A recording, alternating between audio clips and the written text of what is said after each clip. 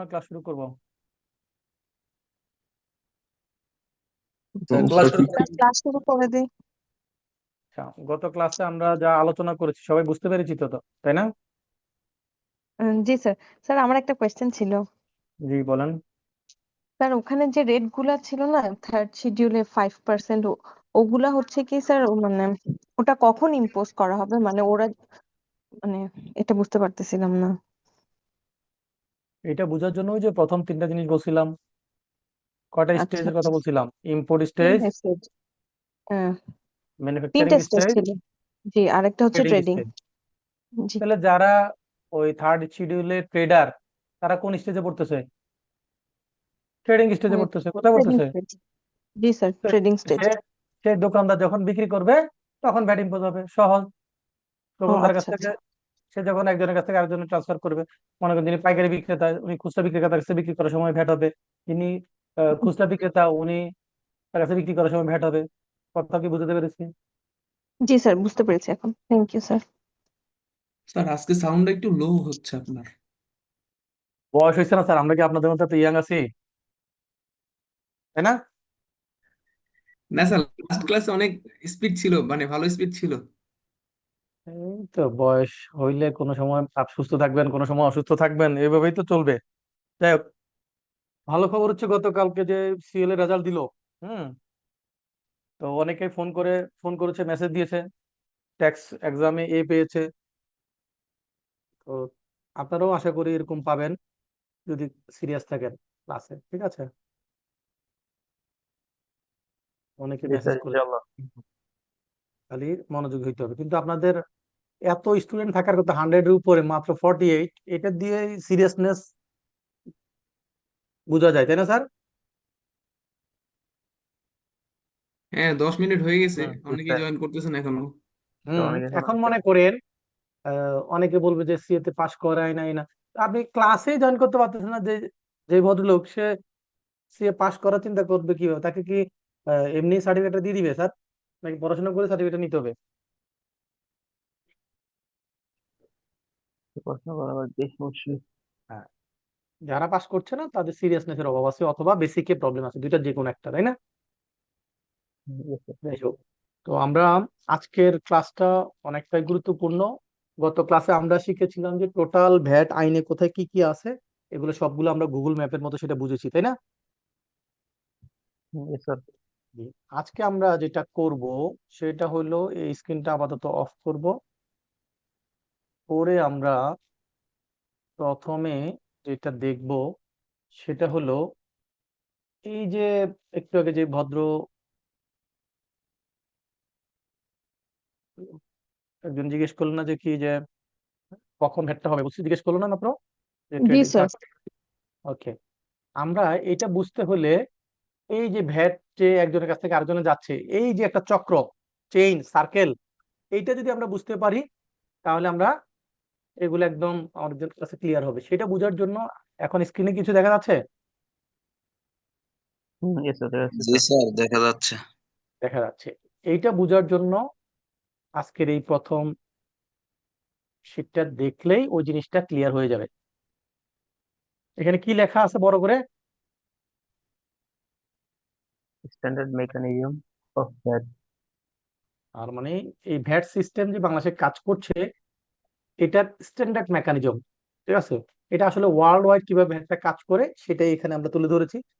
যদিও বাংলাদেশে স্ট্যান্ডার্ড ওয়েতে চলে না। কি ওয়েতে চলে না? স্যার, স্ট্যান্ডার্ড ওয়েতে চলে না। বাংলাদেশে স্ট্যান্ডার্ড মেকানিজম নাই। বাংলাদেশে আছে কোনটা? কি লেখা আছে? Distorted mechanism of VAT. Distorted mechanism of that. Distorted means যেটা আপনার একটা ট্রেন লাইন থেকে যখন বাইরে চলে যায় তখন আমরা কি করি? বিচ্যুত হয়ে যায়, তাই না? এই লাইন স্ট্যান্ডার্ড ভ্যাট মেকানিজমের বাইরে চলে, এটা আইন মেকানিজম স্ট্যান্ডার্ড ভ্যাট মেকানিজম থেকে দূরে চলে গেছে, এটা স্ট্যান্ডার্ড মেকানিজমকে ধ্বংস করে দিয়ে ডিস্টর্ট করছে, নষ্ট করছে, তাই না? এই ভ্যাট মেকানিজমটা বাংলাদেশে যেটা আছে এটা স্ট্যান্ডার্ড ভ্যাট মেকানিজম না।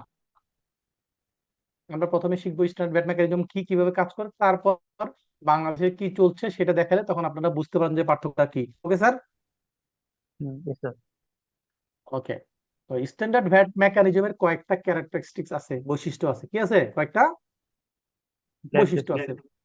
তিনটা বৈশিষ্ট্য মেজর আছে। নাম্বার ওয়ান হচ্ছে স্ট্যান্ডার্ড ভ্যাট মেকানিজমে ভ্যাটের রেট হবে একটা। ভ্যাটের রেট কয়টা হবে? একটা হবে। একটা। বাংলাদেশে কি ভ্যাটের রেট একটা? না স্যার। না স্যার, অনেক বেশি।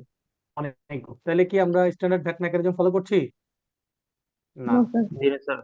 নাম্বার টু হলো স্ট্যান্ডার্ড ভ্যাট মেকানিজমে বিক্রির সময় যে ভ্যাটটা দিচ্ছে, সে কেনার সময় যে ভ্যাট দিয়েছে সেই ভ্যাট কেনার সময় ভ্যাটটা কি করতে পারবে? রিবেট নিতে পারবে। ঠিক আছে? কিন্তু বাংলাদেশে আইনের মধ্যে নানান ধরনের কন্ডিশন দিয়ে সকল ক্ষেত্রে কি করা যায় না, ইনপুট ট্যাক্স রিবেট নেওয়া যায় না। তাহলে এটা আরেকটা বৈশিষ্ট্য নষ্ট হলো। নাম্বার থ্রি হলো স্ট্যান্ডার্ড ভ্যাট মেকানিজমে কোনো ভিডিএস থাকবে না, ভ্যাট ডিডাক্টেড অ্যাড সোর্স থাকবে না। আমাদের দেশে কি ভ্যাট ডিডাক্টেড অ্যাড সোর্স আছে না নাই? স্যার আছে তো। তা আছে স্যার। মোটামুটি পারলে সব ক্ষেত্রে অ্যাড সোর্সে ভ্যাট কাটতে হয়, তাই না? স্যার। তাহলে এই যে তিনটা মেজর বৈশিষ্ট্য, এই তিনটা মেজর বৈশিষ্ট্য থেকে বৈশিষ্ট্যের আনসার বাংলাদেশের ক্ষেত্রে নো। বাংলাদেশের ক্ষেত্রে কি? নো। নো। সেই জন্য এটা বাংলাদেশেরটা স্ট্যান্ডার্ড ভ্যাট মেকানিজমে পড়ে না। কথা কি বুঝতে পেরেছি? জি স্যার। জি স্যার। ওকে। আচ্ছা, গত ক্লাসে আমরা আলোচনা করেছিলাম তিনটা স্টেজ, মনে আছে কিনা? ইম্পোর্ট জি স্যার। স্টেজ, ম্যানুফ্যাকচারিং জি স্যার। স্টেজ, তাই না? Instance. রেডিয়েন্স সাপ্লাই স্টেজ। ওকে। এখন মনে করেন ওই দিন একটা এক্সাম্পল দিয়েছিলাম, মনে আছে কিনা, যে একজনই সিমেন্ট ম্যানুফ্যাকচারার যে ইম্পোর্ট করে র মেটেরিয়ালস কিনে এনে তারপর সিমেন্ট তৈরি করে হোলসেলার কাছে বা তার ডিলার কাছে বিক্রি করে, রাইট? বলছিলাম না? হুম। জি স্যার। জি স্যার। জি স্যার। ওকে।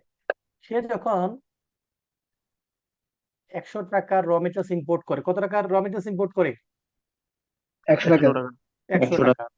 এটা তখন ওই পোর্টে কাস্টমসে কি করতে হয়? ডিউটি পেমেন্ট করতে হয়। তখন ওই ডিউটির পাশাপাশি ভ্যাট এবং এটি এসডি এগুলো কি করতে হয়? পরিশোধ করতে হয়, তাই না?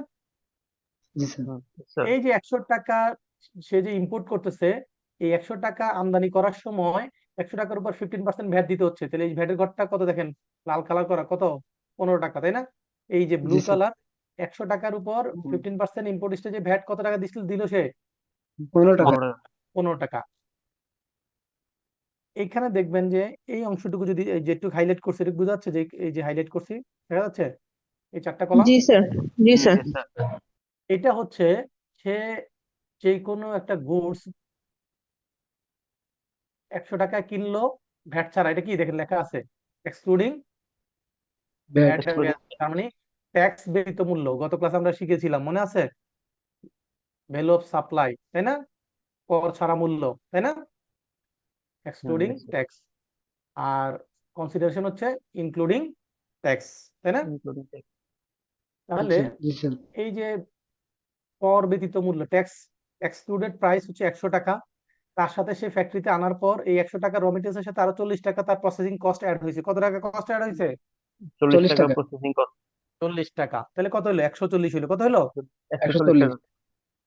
তার সাথে সে আরো 25 টাকা প্রফিট যোগ করেছে। কত টাকা প্রফিট যোগ করেছে? 25 টাকা। প্রফিট। 25 টাকা। তাহলে কত? তাহলে টোটাল কত হইলো? 100 টাকা। 165 টাকা। 165। এটা বুঝতে কার কোনো অসুবিধা আছে? না স্যার। জি স্যার। সে র মেটেরিয়ালসটা কিনছে 100 টাকায়, 40 টাকা প্রসেসিং কস্ট, 25 টাকা প্রফিট সহ 165 টাকা হচ্ছে তার যেই প্রোডাক্টটা সে বিক্রি করবে সেটা value of supply, output value, right? এটার মধ্যে কোনো ট্যাক্স নাই, রাইট? Yes sir. এই 165 টাকার উপরে 15% ভ্যাট তাকে পরিশোধ করতে হবে, রাইট? তাহলে 165 টাকার উপর 15% করলে ভ্যাট দেখেন, এই যে আমি যে কলামটা হাইলাইট করলাম সেখানে কত টাকা আসছে দেখেন। সেলস এর উপর ভ্যাট 15% কত আসছে? 24 টাকা। 75 পয়সা। তাহলে 165 টাকার উপর 15% তাকে সেলস এর উপর ভ্যাট দিতে হবে। এই ভ্যাটের অ্যামাউন্টটা কত আসছে? 24 টাকা 75 পয়সা। 75 পয়সা। 24 টাকা 75 পয়সা। তাহলে দেখেন 182 টাকা ছিল তার ভ্যালু অফ সাপ্লাই, তার সাথে 24 টাকা 75 পয়সা ভ্যাট ভ্যাট যোগ করে তার কনসিডারেশন কত দাঁড়াইলো? ভ্যাট সহ মূল্য কত দাঁড়াইলো? 189 টাকা 75 পয়সা। 189 টাকা 75 পয়সা। একটু বুঝতে তো কারো কোনো অসুবিধা নাই, রাইট? না স্যার। Yes sir. তাহলে সে কাস্টমারের কাছ থেকে কত টাকা নিবে? 189 টাকা 75 পয়সা নিবে। নিয়ে 25 টাকা 75 পয়সা 24 টাকা 75 পয়সা কিসের জন্য ভ্যাটের জন্য নিবে, আর ভ্যাট তার নিজের জন্য কত নিবে 25 টাকা 165। তাহলে সে যখন 165 সেলসের এন্ট্রি দিবে, সেলসের জার্নালটা কি হবে কে বলতে পারবে?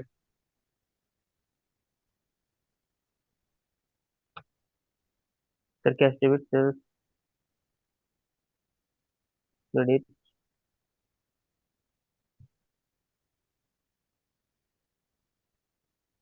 ও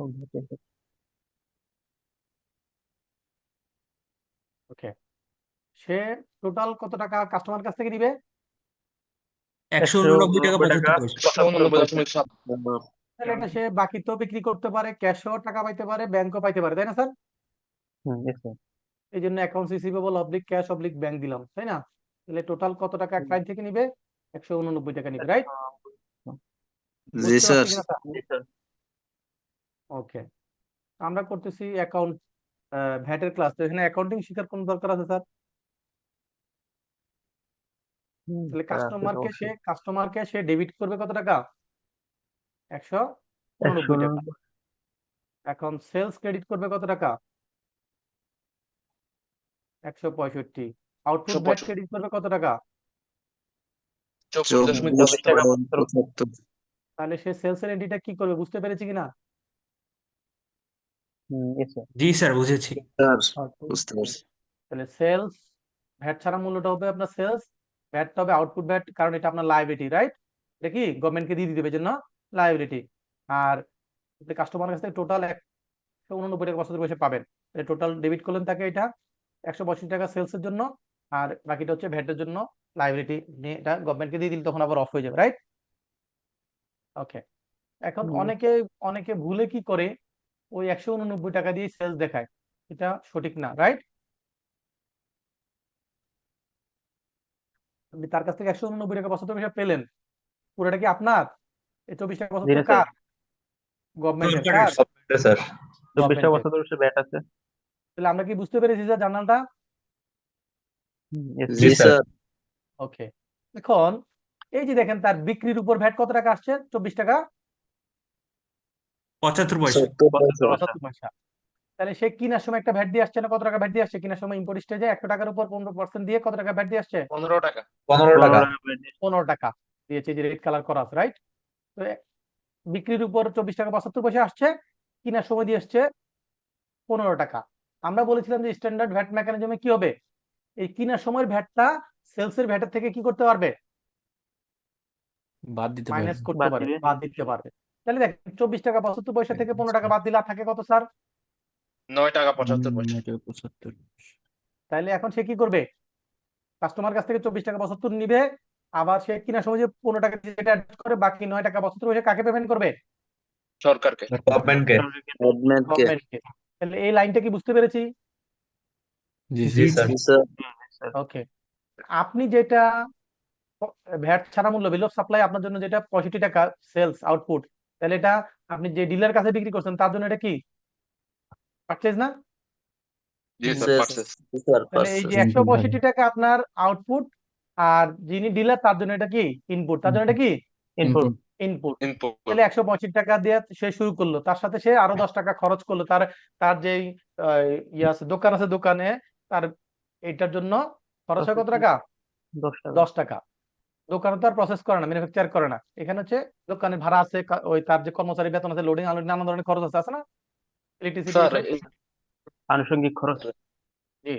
তো স্যার এই এখানে তো 165 বিক্রয় মূল্য 189 হওয়ার কথা না? এই হঠাৎ করে কোত্থেকে শুরু থেকে ছিলেন না হঠাৎ করে আবিষ্কার হয়েছেন? না জি স্যার ছিলাম। তো ছিলে, আমরা তো বলছিলাম যে ভ্যালু অফ সাপ্লাই ট্যাক্স ছাড়া মূল্য 189 টাকা তো ট্যাক্স সহ। কথা কি বোঝেন না বোঝেন না? এই যে এখানে এখানে ট্যাক্স ছাড়া মূল্য কত? 185 টাকা না? জি স্যার তো এই 185 টাকা যদি বিক্রি মূল্য হয়, তাহলে ট্যাক্স ছাড়া, তাহলে ট্যাক্স ছাড়া ইয়ের জন্য কত হবে? ডিলার জন্য এটা কি ক্রয় মূল্য 185 টাকা, রাইট? yes জি sir স্যার তার সাথে তার দোকানের খরচটা সে 10 টাকা যোগ করলো, আর 10 টাকা প্রফিট যোগ করলো, তাহলে কত দাঁড়াইলো? এটা 20 টাকা বাড়াইলো 185 টাকা টোটাল 185 হলো। 185-এর উপর বিক্রি করবে, এখন সেটার উপর 15% ভ্যাট যোগ করে 27 টাকা 75 পয়সা ভ্যাট আসছে। কত ভ্যাট আসছে? 27 টাকা 27 টাকা 75 পয়সা তাহলে 185 টাকার সাথে 27 টাকা 75 পয়সা যোগ করলে কত হচ্ছে? 212.7 12 তাহলে 212 ভ্যাট 75। তাহলে ভ্যাট সহ মূল্য যেটাকে আমরা কনসিডারেশন বলি সেটা কত? 212 টাকা 72 পয়সা, রাইট? yes sir। এখন দেখেন তার বিক্রির উপর ভ্যাট আসছে কত? 27 27 টাকা টাকা 27 টাকা 75 পয়সা। 75 পয়সা 75 পয়সা। আর সে যে কিনছিল ম্যানুফ্যাকচারের কাছ থেকে তখন কত টাকা ভ্যাট ছিল এখানে? 24 টাকা 75 পয়সা 24 টাকা এই যে 75 পয়সা। এই যে দেখেন এখানে নিচে 24 টাকা 75 পয়সা আসছে না এখানে তার এখানে ইনপুটের স্যার ঘরে? এটাই তো ওই যে 189.75 টাকা যখন কিনছি ওর মধ্যে 24 টাকা 75 পয়সা ইনক্লুড ওরে ছিল। বাবা, হয়েছে হয়েছে, এত বেশি বুঝলে সমস্যা। আমরা সহজভাবে ভ্যাটেরটা ভ্যাট আর ভ্যাট ছাড়া মূল্যটা ভ্যাট ছাড়া মূল্য, পেঁচাইলে জিনিস কঠিন হয়ে যাবে, ঠিক আছে? সহজভাবে বুঝি। তাহলে এই যে 24 টাকা 75 পয়সা সে কেনার সময় ভ্যাট দিছে, এটা তার জন্য, এটা তার এর আগের জন্য জন্য ছিল, ম্যানুফ্যাকচারের জন্য ছিল তার আউটপুট ভ্যাট, আর যেই ডিলার তার জন্য কি ইনপুট ভ্যাট। তার ইনপুট হিসেবে কত? 24 টাকা 75। বিক্রির উপর 27 টাকা 75 পয়সা, কেনার সময় সে 24 টাকা 75 দিছে, আর কত টাকা তাকে ভ্যাট দিতে হবে? 3 27 টাকা। টাকা 75 থেকে 24 টাকা 75 বাদ দিলে 3 টাকা। আর 3 টাকা দিতে হবে, ঠিক 3 আছে? টাকা দিতে। এখন এই যে সে বিক্রি করছে কার কাছে? 185 টাকা বিক্রি করছে রিটেলার কাছে। রিটেলার জন্য হচ্ছে ইনপুট 185 টাকা, তার সাথে সে আরো 15 টাকা তার খরচ যোগ করছে, 10 টাকা প্রফিট যোগ করছে, 210 টাকা হয়েছে। কত হয়েছে? 210 টাকা। 210। এখন এই যে রিটেলার সে এখন এই 210 টাকা প্লাস ভ্যাট সহ আপনার কাছে বিক্রি করবে, আপনি কাস্টমার, ঠিক আছে? আপনার কাছে বিক্রি করবে 210 টাকার উপর 15% ভ্যাট হলে কত হয়? 31 টাকা 31 টাকা 50 পয়সা। 50 পয়সা। এবং ভ্যাট সহ মূল্য কত হয়? 241 টাকা 50 পয়সা। তাহলে আপনার কাছে বিক্রি করছে সে 31, বিক্রির উপর ভ্যাট হচ্ছে 31 টাকা 50 পয়সা, সে কেনার সময় কত টাকা ভ্যাট দিয়ে আসছে? 27 টাকা 72 পয়সা। তাহলে 31 টাকা 50 মাইনাস 27 টাকা 75, আর কত টাকা ভ্যাট দেওয়া লাগবে? তো 3 টাকা 75 পয়সা। 3 টাকা 75 পয়সা, ঠিক আছে? এখন দেখেন আপনি যে আলটিমেট কাস্টমার, আপনি আসলে কত দিয়ে কিনছেন? এই 210 টাকা প্লাস হলো এই টোটাল যত ভ্যাট সব মিলিয়ে কত? 241 টাকা আপনি কিনছেন। তাহলে পুরোটাই আপনার, এরপরে আর কিছু নাই। আপনি যিনি আলটিমেট কাস্টমার সেই ভ্যাট বিয়ার করবে। তাহলে আলটিমেট কাস্টমারের কাছে এই 31 টাকা 50 পয়সা আলটিমেট কাস্টমারের উপর চলে আসছে না স্যার ভ্যাটটা? yes sir। এই যে 210 প্লাস 31 টাকা 50, তাহলে কত? 241। তাহলে পুরো টাকাটা ভ্যাটটা কে বিয়ার করলো? কনজিউমার। Final consumer. কে? Final final consumer. কনজিউমার। এখন দেখেন আমরা বলছিলাম একটা কথা মনে আছে কিনা, যে 3টা স্টেজে ভ্যাট হয়, বলছিলাম না স্যার? জি স্যার। এখন এই যে উপরের যে ঘটনা, এই ঘটনাটাকে আমরা একটা ভাগ করব। দেখেন আমি, যিনি ইম্পোর্টার ম্যানুফ্যাকচারার, উনি ইম্পোর্ট করছিলেন 100 টাকায়, 100 টাকার উপর কত টাকা ভ্যাট দিছিলেন? 15 টাকা। 15 টাকা। তাহলে 100 টাকার উপর যে 15 টাকা সেটা হলো ইম্পোর্ট স্টেজ। সেটা কি? এই যে দেখেন লেখা আছে নিচে, দেখেন ইম্পোর্ট স্টেজ। ইম্পোর্ট স্টেজে তার ভ্যালু এডিশন কত হয়েছে? 100 টাকা। 100 টাকার উপর 15 টাকা ভ্যাট দিচ্ছে, ক্লিয়ার? yes sir। এরপর ম্যানুফ্যাকচারিং স্টেজে জি স্যার। আরো কত টাকা অ্যাড হয়েছে ম্যানুফ্যাকচারিং স্টেজে? 65 টাকা স্যার। এই যে 65 টাকা। এই যে 65 টাকার উপর যদি 15% ভ্যাট ধরেন কত টাকা আসে? 9 টাকা 75 পয়সা। 9 টাকা 75 পয়সা। দেখেন তো আমাদের ওই যে আগে যে কলামে লাস্টে 9 টাকা 75 পয়সা আসছিল, মনে আছে? yes sir। তাহলে এই যে আমরা জানি যে value added tax means value এডিশনের উপর ট্যাক্স। কিসের উপর ট্যাক্স? ভ্যালু এডিশনের উপর। আমার স্ক্রিনটাকে এরকম দাগাদাগি করতেছে কে? মেয়েটা কে? হ্যাঁ, একটু সিয়ার আছেন? ওনাকে একটু, ওনার হাতটা একটু বেঁধে রাখেন। okay sir। তাহলে দেখেন ইম্পোর্ট স্টেজে আমি কিনছি 100 টাকায়, তাহলে আমার ভ্যালু এডিশন ছিল 100, তার উপর ভ্যাট, তাহলে 100 টাকার উপর 15% ভ্যাট হলে 15 টাকা। এরপরে ম্যানুফ্যাকচারিং স্টেজে কত টাকা ভ্যালু এডিশন করছি আমি? 65। 65। 65 এর উপর 15% করলে কত হয়? 9 টাকা। 9.75। তাহলে দেখেন, তাহলে প্রথমে যে 15 টাকা দিলাম সেটা হচ্ছে ইম্পোর্ট স্টেজে দিলাম। কোথায় দিলাম? Import stage. ইম্পোর্ট স্টেজে। এরপরে যে 65 টাকা ভ্যালু এডিশন করে আমি যখন ডিলার কাছে বিক্রি করলাম, তখন যে ভ্যাটটা 9 টাকা 72, এটা কি ম্যানুফ্যাকচারিং স্টেজ? এটা কি ম্যানুফ্যাকচারিং স্টেজ। Manufacturing stage. তারপরে এই যে হোলসেলার বা ডিলার যখন বিক্রি করলো, হোলসেলার বা ডিলার যখন বিক্রি করলো, সেখান থেকে শুরু করে যতবার বিক্রি হবে সবগুলো হচ্ছে ট্রেডিং স্টেজ। সবগুলো কি? Trading Trading stage। তাহলে ইম্পোর্ট স্টেজে 15 টাকা, ম্যানুফ্যাকচারিং স্টেজে 9 টাকা 72 পয়সা। আর এই যে দেখেন হোলসেলার যখন বিক্রি করছিল সেইখানে সে ভ্যালু এডিশন করছিল কত টাকা? তো 20 টাকা। 20 টাকা। 20 বিশ টাকা টাকার স্যার। উপর 20 টাকার 15% করলে কত হয়? 3 টাকা হয়। কত হয়? 3 টাকা। 3 টাকা। এরপরে রিটেলার ভ্যালুয়েশন করছিল কত? 25 টাকা স্যার। 25 টাকার উপর 15% করলে কত হয়? 3.79 75 পয়সা। 0.75। তাহলে দেখেন 15 টাকা, 9 টাকা 72 পয়সা, 3 টাকা, 3 টাকা 72, সব মিলে টোটাল কত টাকা ভ্যাট হইলো? 31 টাকা 50 31 টাকা 50 50 পয়সা। 50 আমরা যে উপরে করলাম সেখানে টোটাল কত ভ্যাট ছিল? জি স্যার, 31 টাকা 50 পয়সা। 31.50 আচ্ছা, আমরা যে উপরে করছিলাম টোটাল ভ্যালু উইদাউট ভ্যাট কত ছিল? 210 টাকা ছিল না? জি জি স্যার। স্যার। এই যে দেখেন 210 টাকা কোন স্টেজে কত টাকা ভ্যালু এডিশন হয়েছে, সেই স্টেজে তত টাকা ভ্যাট, টোটাল ভ্যাট এত। তাহলে কি এটা বুঝতে পেরেছি স্যার? এখন কিভাবে ভ্যাটটা হয় ধাপে ধাপে জি স্যার। জি স্যার। স্যার বুঝতে পারছি। মাথায় ঢুকছে? জি স্যার। জি স্যার। ওকে, তাহলে আমাদের এই যে 210 টাকা ভ্যালু অফ সাপ্লাই বা ভ্যালু এডিশন হলে বিভিন্ন ধাপে ধাপে, সেটার উপর যে ভ্যাট আসলো সেই ভ্যাট সহ মূল্য 241 টাকা। তাহলে এখানে 210 টাকা পেলাম, 31 টাকা 50 পয়সা পাইলাম, আর কি পাইলাম? 241 টাকা 50 পয়সা। এই যে 210 টাকা, এটার মধ্যে কোনো ভ্যাট ট্যাট কিছু নাই, এই জন্য এটাকে বলবো ভ্যালু অফ সাপ্লাই। এটাকে কি বলবো? Value of supply. এর- এরপরে 31 টাকা 50 পয়সা ভ্যাট যোগ হয়েছে, এসডি এখানে ছিল না বলে যোগ হয় না, থাকলে যোগ হইতো। তাহলে এসডি ট্যাক্স সহ মূল্যকে আমরা কি বলি? কনসিডারেশন। কনসিডারেশন। কনসিডারেশন। বাংলায় কি বলি? বাংলা এটাকে পণ বলি। কি বলি? অন। পণ, মূল্যপণ। হ্যাঁ, তাহলে আমরা কি বুঝতে পেরেছি কিভাবে একজনের কাছ থেকে আরেকজনের কাছে গুডসটা ট্রান্সফার হচ্ছে আর ভ্যাটটা অ্যাপ্লিকেবল হচ্ছে? সবাই কি বুঝতে পেরেছি? জি স্যার। কি বলি এটাকে স্যার? জি স্যার।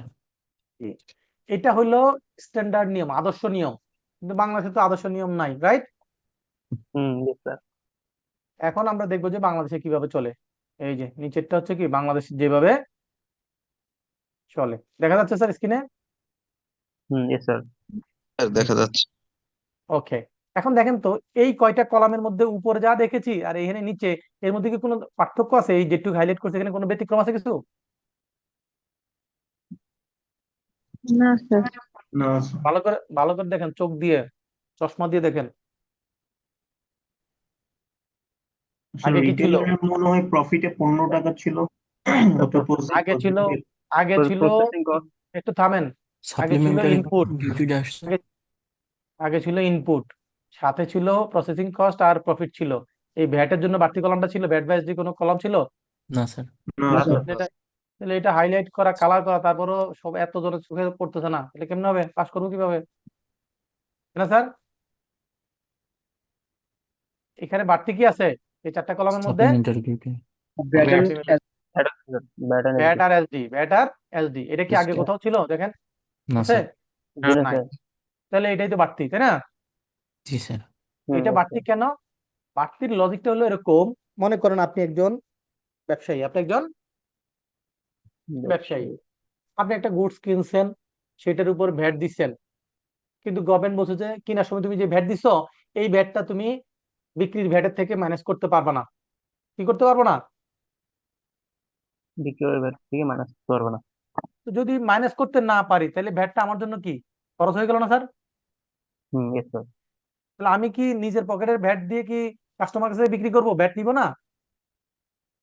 স্যার অবশ্যই নিতে হবে। হ্যাঁ, তাহলে যেই ক্ষেত্রে রিবেট নেওয়া যায় না, ইনপুট ট্যাক্সটা কি করা যায় না, মাইনাস করা যায় না, সেই ক্ষেত্রে বিজনেসম্যান যখন কেনার সময় ভ্যাটটা বা এসডিটা দিচ্ছে, এটা তার জন্য খরচ হয়ে যাচ্ছে, এটা তার জন্য আর বেনিফিট নেওয়ার সুযোগ নাই। সেটা আর কি বেনিফিট নেওয়ার সুযোগ নেই। সুযোগ নাই, তো বেনিফিট পাবে না, তাহলে এটা তার জন্য কষ্ট হয়ে গেল, রাইট? জি স্যার। Yes sir. সে তখন কি করবে? জি স্যার, এক্সপেন্স ওই যে স্যার। সে তখন এটা প্রোডাক্টের কস্টের সাথে যোগ করে দিবে, right? জি স্যার। জি এই স্যার। দেখেন প্রথম লাইনটা আগের ফরম্যাট আর এই ফরম্যাটে সেম, কারণ ম্যানুফ্যাকচারার নিয়ম মানে ম্যানুফ্যাকচারার কি করে, এই মাসুরা কি নাম ওনার, তো মহা বিপদে আছি, উনি তো কন্টিনিউয়াস এই সমস্যা করে যাচ্ছে। কার কাছে মোবাইল দিয়ে রাখছে আল্লাহ মাহবুব জানে। দেখেন ইম্পোর্ট স্টেজে সে 100 টাকা দিয়ে ইম্পোর্ট করছিল, 15 টাকা ভ্যাট, এটা আগের এক্সাম্পলের মতো সেম আছে, রাইট? দেখেন উনি এখনো দাগ দিচ্ছে। সিয়ার আপনি কি করেন? সিআর যিনি আছেন ওনাকে বের করে দেন। বিপদের মধ্যে আছি আমরা, গুরুত্বপূর্ণ ক্লাসের মধ্যে এরকম অ্যাটেনশন অন্যদিকে গেলে কি স্যার ভালো লাগবে স্যার? না sir. No sir. Sir CR ওনাকে পানিশমেন্ট আকারে ওনাকে আজকের জন্য বের করে দেন, উনি ইনশাল্লাহ নেক্সট ক্লাসে ঠিকভাবে জয়েন করবে। হ্যাঁ, ওকে। তাহলে 100 টাকা ইনপুট স্টেজে ছিল, 15 টাকা ভ্যাট দিছে। এই যে ইনপুট ভ্যাট কত টাকা, এখানে 15 টাকা আমরা পেয়ে গেলাম, তাই না? এই যে 15 টাকা ইনপুট ভ্যাট, ক্লিয়ার? এটা আগের মতোই আছে। এরপরে বলেছিলাম যে ইম্পোর্ট স্টেজ পরে সে প্রসেসিং করছে কত, 20-40 টাকার 25 টাকা প্রফিট যোগ করছে করে 165। তাহলে এই এক্সাম্পলটা আগের মতো আছে না স্যার? জি স্যার। জি স্যার। এই 165 টাকার উপর 15% ভ্যাট 24 টাকা 72 পয়সা, এটা আগের মতো আছে। ভ্যাট সহ মূল্য 189 টাকা 72 পয়সা আগের মতো আছে। এই আউটপুট ভ্যাট 24 টাকা 72 থেকে 15 টাকা মাইনাস করার পর আর কত টাকা তাকে ভ্যাট দেওয়া লাগবে? 9.7। ওকে, এবার আসেন, সে যখন এটা বিক্রি করলো, কার কাছে বিক্রি করছে সে? ম্যানুফ্যাকচারার, হোলসেলার বা হোলসেলার। হোলসেলার বা ডিলারের কাছে বিক্রি করছে, রাইট? এখন ধরে নিলাম যে এই যে ডিলারের কাছে বিক্রি করলো, ডিলার ভ্যাট ছাড়া মূল্য কত ছিল? যদি দুইটা কালার করি, ভ্যাট ছাড়া মূল্য কত ছিল? 165। 165। 165, ক্লিয়ার? 165, সে আরো 10 টাকা খরচ অ্যাড করলো, আর আগের মতো প্রফিট 10 টাকা অ্যাড করলো, কিন্তু দেখেন বাড়তি একটা জিনিস কি অ্যাড করছে, 24 টাকা 72 পয়সা। ব্যাট। স্যার ব্যাট তাহলে ওই যে সে যে কিনার সময় ম্যানুফ্যাকচার থেকে কিনার সময় একটা ভ্যাট দিছে না স্যার, 24 টাকা 72 পয়সা? জি yes, স্যার। sir. এটা স্যার এক্সপেন্স দেখাচ্ছে। এই ভ্যাটটা সে এখানে যোগ করে দিয়েছে। কেন দিয়েছে? কারণ এই দেখেন এই যে লাল কালার করা, এখানে কি আউটপুট ভ্যাটের ঘরের ফিগার কত, 0 না? জি স্যার। কেন 0? কারণ সে রিবেট নিতে পারবে না, সে রিবেট নিতে পারবে না। পারবে না। কেন পারবে না সেটা একটু লজিক বলি। সেটা হচ্ছে আমরা যখন সেলস করব, কি করব? Sales, সেলস সেলস করব। করব, সেলসটা যদি 0% অথবা 15%, 0% অথবা 10%, এই দুই রেটের যদি সেলস করি, কয়টা রেটে? হয় 0% অথবা 15, 15%। জিরো রেটেড মিন্স হচ্ছে এক্সপোর্ট, জিরো রেটেড মিন্স কি? এক্সপোর্ট। এক্সপোর্ট। তাহলে আমরা যদি এক্সপোর্ট করি অথবা 15% রেটে বিক্রি করি, এই দুইটা ক্ষেত্রে আমরা এই রেটে বিক্রি করলে আমরা কি করতে পারবো? কিনার সময়ের ভ্যাটটা রিবেট নিতে পারবো। কথা কি বুঝতে পেরেছি স্যার? স্যার একটু আবার বলে ভালো হয়। জি স্যার, বুঝতে পেরেছি। আমি বলেছি যে বিক্রির সময় ভ্যাটের রেট, আমাদের ভ্যাটের বইতে অনেক ধরনের রেট আছে না, 5%, 7.5%, 2.4, নানান ধরনের রেট আছে না? yes sir, আছে। আমি বলছি যে শুধুমাত্র কয়টা রেটের কথা বলছি আমি? দুইটার sir, দুইটা স্যার, 0%, 0 and 15। আপনি যদি এক্সপোর্ট করেন অথবা 15% রেটে ভ্যাট অ্যাপ্লিকেবল করে বিক্রি করেন, এই দুইটা ক্ষেত্রে আপনি কি করতে পারবেন? এইভাবে যদি সেলস করেন তাহলে কিনার সময় ভ্যাটটা রিবেট নিতে পারবেন। এটা কি খুব কঠিন কথা বলছি? না স্যার। না স্যার। তাহলে আমার যে স্যার বললেন যে স্যার আবার একটু বুঝাই বলেন, উনি একটু বলেন তো কি কারণে বুঝেন না আপনি? স্যার এই জায়গাটার মধ্যে একটু কনফিউশন ছিল, আপনার কথাটা কি মানে একটু বুঝতে পারিনি, তো এই জন্য আবার একটু কোশ্চেন করলাম। ধন্যবাদ। তাহলে আমরা দেখবো জাস্ট যে সেলসটা এক্সপোর্ট অথবা 15% রেটে সেলস হয়েছে কিনা, কি দেখবো আমরা? এক্সপোর্ট অথবা 15%। export এখন 50% রেটে। সেলসটা এটা হয়েছে কিনা, সেলস রেটটা দেখবো। স্যার এক্সপোর্ট হইতে হবে। কথা বোঝো না, বলছি যে এক্সপোর্ট অথবা 15%, এক্সপোর্ট হলে তো জিরো রেটেড, জি। এক্সপোর্ট হলে কি? জিরো তাহলে আমি রেট। কি বলছি যে এক্সপোর্ট হইতে হবে ওইটা বলছি? জি না। আপনি এক্সপোর্ট করলে এক্সপোর্ট, আর যদি লোকালি বিক্রি করেন তাহলে সেক্ষেত্রে কি হবে? 15% রেটে 15%। বিক্রি করলে ইনপুট ট্যাক্স রিবেট দিতে পারবে। অন্য কোনো রেটে 10%, 5%, 2.5% অন্য কোনো রেটে বিক্রি করলে রিবেট নেওয়া যাবে না। কথা কি মাথায় ঢুকাইতে পারছি না? এখনো পারি নাই। জি স্যার, বুঝতে পেরেছি। জি স্যার। মাথায় এত তালা বন্ধ করে রাখলে শিখবেন কিভাবে? ওকে, তাহলে দেখেন তো, যিনি ট্রেডার, যিনি ট্রেডিং স্টেজে বিক্রি করছেন, তারা কত পার্সেন্ট রেটে বিক্রি করছেন স্যার? 7.5। 7.5। তাহলে কি এটা 0 বা 15 এর মধ্যে পড়তেছে? না স্যার। না। No sir. তাহলে কি রিবেট পাবে? নো। Yes, sir. নো পাবে স্যার। না। তো সেজন্য সেইখানে দেখেন ইনপুটের ঘরের জন্য কি ফাঁকা ফাঁকা, জিরো। টাকা তাহলে জিরো যেহেতু সে রিবেট পাবে না, সেহেতু সে যে ভ্যাটটা দিয়ে আসছে এই ভ্যাটটা কাস্টমার কাছ থেকে আদায় করতে হবে, রাইট? জি স্যার। সেই জন্য তার প্রোডাক্টের কস্টের মধ্যে এই 24 টাকা 75 পয়সা ঢুকাই নিয়েছে, ঠিক আছে? জি স্যার। তাহলে তাহলে এটা এখন দাঁড়াইলো কত? 209 টাকা 75 পয়সা। এটার উপর কত পার্সেন্ট ভ্যাট এসে বিক্রি করবে? 7.5%। তাহলে 209 টাকার উপর 7.5% করলে কত আসছে আউটপুট ভ্যাট? 15 টাকা 73 15.73 সে এখন এই 15 টাকা 75 পয়সা কি করবে? ব্যাট দিতে তাকে হবে স্যার। যোগ করবে স্যার, ভ্যাট দিতে যোগ হবে। করে ভ্যাট তাকে এই টাকাটা ভ্যাট দিতে হবে, ঠিক আছে? কেনার সময় তো ভ্যাট দিচ্ছে 24 টাকা 75, নতুন করে আরো কত ভ্যাট দিতে হবে? 15 টাকা 73 সেলস ভ্যাট দিতে হবে স্যার। আচ্ছা, এই যে 209 টাকা বিক্রি করলো, এই 209 টাকা পরবর্তী জনের জন্য কি হবে? ইনপুট দেখেন, ভ্যালু। ইনপুট কস্ট তাহলে আমরা যদি ভ্যাটটা ছাড়া হিসাব করি, দেখেন ভ্যাটটা ছাড়া কত? 165 প্লাস 10 প্লাস 10 কত হলো? 185। এই যে 185 185, তার সাথে 10 টাকা সে প্রসেসিং কস্ট, 10 টাকা প্রফিট যোগ করলো। আর ওই যে ইনপুট এখানে 24 টাকা 75 পয়সা ভ্যাট ছিল, আর এরপরে আবার কত টাকা ভ্যাট দিছে? 15.7 তাহলে এই 24 টাকা 72 আর 15 টাকা 73 মিলে কত হলো? 40 টাকা 48 পয়সা খরচ হিসেবে আসলো। সে যোগ করে 245 টাকা আসলো। এটার উপর 7.5% ভ্যাট দিলে 18 টাকা 41 পয়সা সে ভ্যাট দিতে হবে। তাহলে এই টোটাল ভ্যাট সহ তার মূল্য দাঁড়ালো কত? 263 টাকা 89 পয়সা। 89 টাকা তাহলে দেখেন তো এখানে টোটাল ভ্যাটের অ্যামাউন্টটা কত দাঁড়ালো স্যার? এই যে এখানে দেখেন স্যার 58.88 58 এখন এটাকে যদি আমরা স্টেজে বিভিন্ন স্টেজে ভাগ করি, তাহলে ইম্পোর্ট স্টেজে কি কত টাকা ভ্যাট দিয়েছিল? এখানে 15 টাকা 15 টাকা। এরপরে আরো 9 টাকা 75 পয়সা, এরপরে আরো 15 টাকা 73 পয়সা, এরপরে আরো 18 টাকা 41 পয়সা, টোটাল 58 টাকা 89 পয়সা, রাইট? yes sir এটা হলো এই নিয়মে। discount আর আগের নিয়মে আমরা কি দিয়েছিলাম দেখেন, 15 টাকা দিয়েছিলাম, 9 টাকা 72, 3 টাকা 3 টাকা 72 দিয়েছিলাম, রাইট স্যার? yes sir জি স্যার। দুই নিয়মের মধ্যে দেখেন তো ভ্যাটের গ্যাপ কত টাকা? 27.39 টাকা টাকা 29 এই যে ডিসটর্টেড ভ্যাট মেকানিজম বা যারা ট্রেডার তারা 15% ভ্যাট কমপ্লাই করে বিক্রি না করার কারণে আপনার আমার পকেট থেকে কত টাকা বেশি ভ্যাট দেওয়া লাগতেছে? 27 টাকা 27.39 টাকা তিন না।